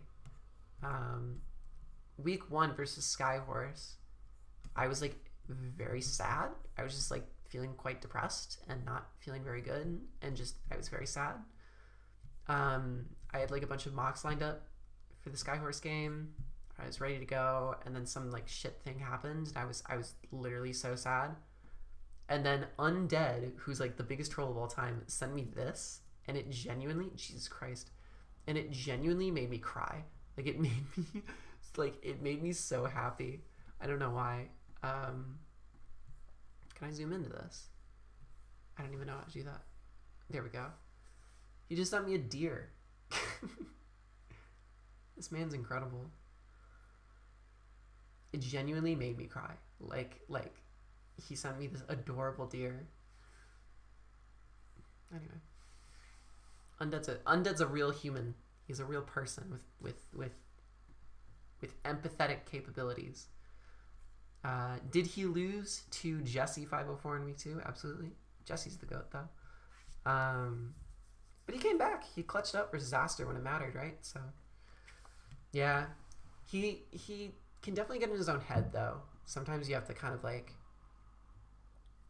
get him to truly like believe in himself, and then he'll start winning. But he can get quite demoralized quite easily. Same goes for Gorex. Great player. Sometimes can get a bit too down on himself or just too frustrated at the game that is insanely like hacks filled and stuff. But again, Gorex is the GOAT. Like he performed, you know, the weeks that he won were good wins, and like I have a ton of respect for Gorex. Robin, as well as Deathsmash, awesome BGC folks. Agency is own was someone indeed. He definitely existed.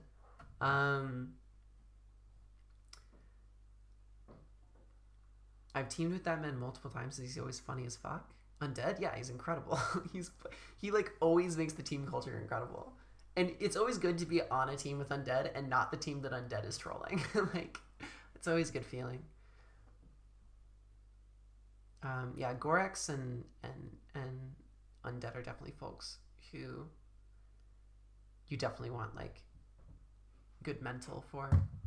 Anyway, Agency is own. Who doesn't know about this kid? He's a baseball champion, so that's all you need to know. Greg, shout out to Greg for taking over. Obviously, he didn't have a great performance in the end. He beat Jimmy in Sword and Shield, which is great with our, you know, Weave Orlando team, but otherwise, you know, was just great team presence. Scion clutched up versus Slick when it mattered a ton. That was like a huge win. That was one of the biggest wins for a team. J Scurf, feel bad he didn't get another shot after week 5, but again, amazing team presence for sure. I think that's it. Ray was super fun. I'm sad he didn't get another game, but these weren't very good performances, so it makes sense. Those are my raw, unfiltered thoughts. Not absurdly, like, you know, whatever. My curiosity peaked with that announcement, the Agency one. I will say this. I think the announcement was not accurate to this situation.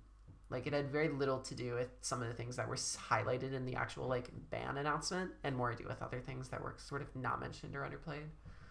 That's all I'll say. But Agency is not, like, a problematic person. He's just an annoying teammate. And I hope he learns from it. That's where we're at. Alright, it is midnight for me. I've been streaming for 3 hours. This might be it, y'all. This might be it. Any last minute questions? Any last minute, like, thoughts? Otherwise, that's it. I want 8-0 in DCL. Ain't that fucking cool? I think it's fucking cool. Thank you all for coming out. I really appreciate it. Hopefully those recaps were good and enjoyable. And I hope that, yeah. He did terrorize the team, but he's not like a hateful person. Like, he's fine. He's just young. I mean, he's a literal kid. So, like, you know, you can only have X amount of maturity, I suppose. All right, cool. I'm going to bed. I work tomorrow. I got to be up quite early, and I want to go have a nice sleep. So I'm going to go do that. Thank you all for coming out. Hope you all have a good time. And yeah, peace out. See you all when I see you all. I don't really have any like future prospects on the channel, but I'll try and do streaming a bit more now that we have internet here at the very least. Very cool. All right.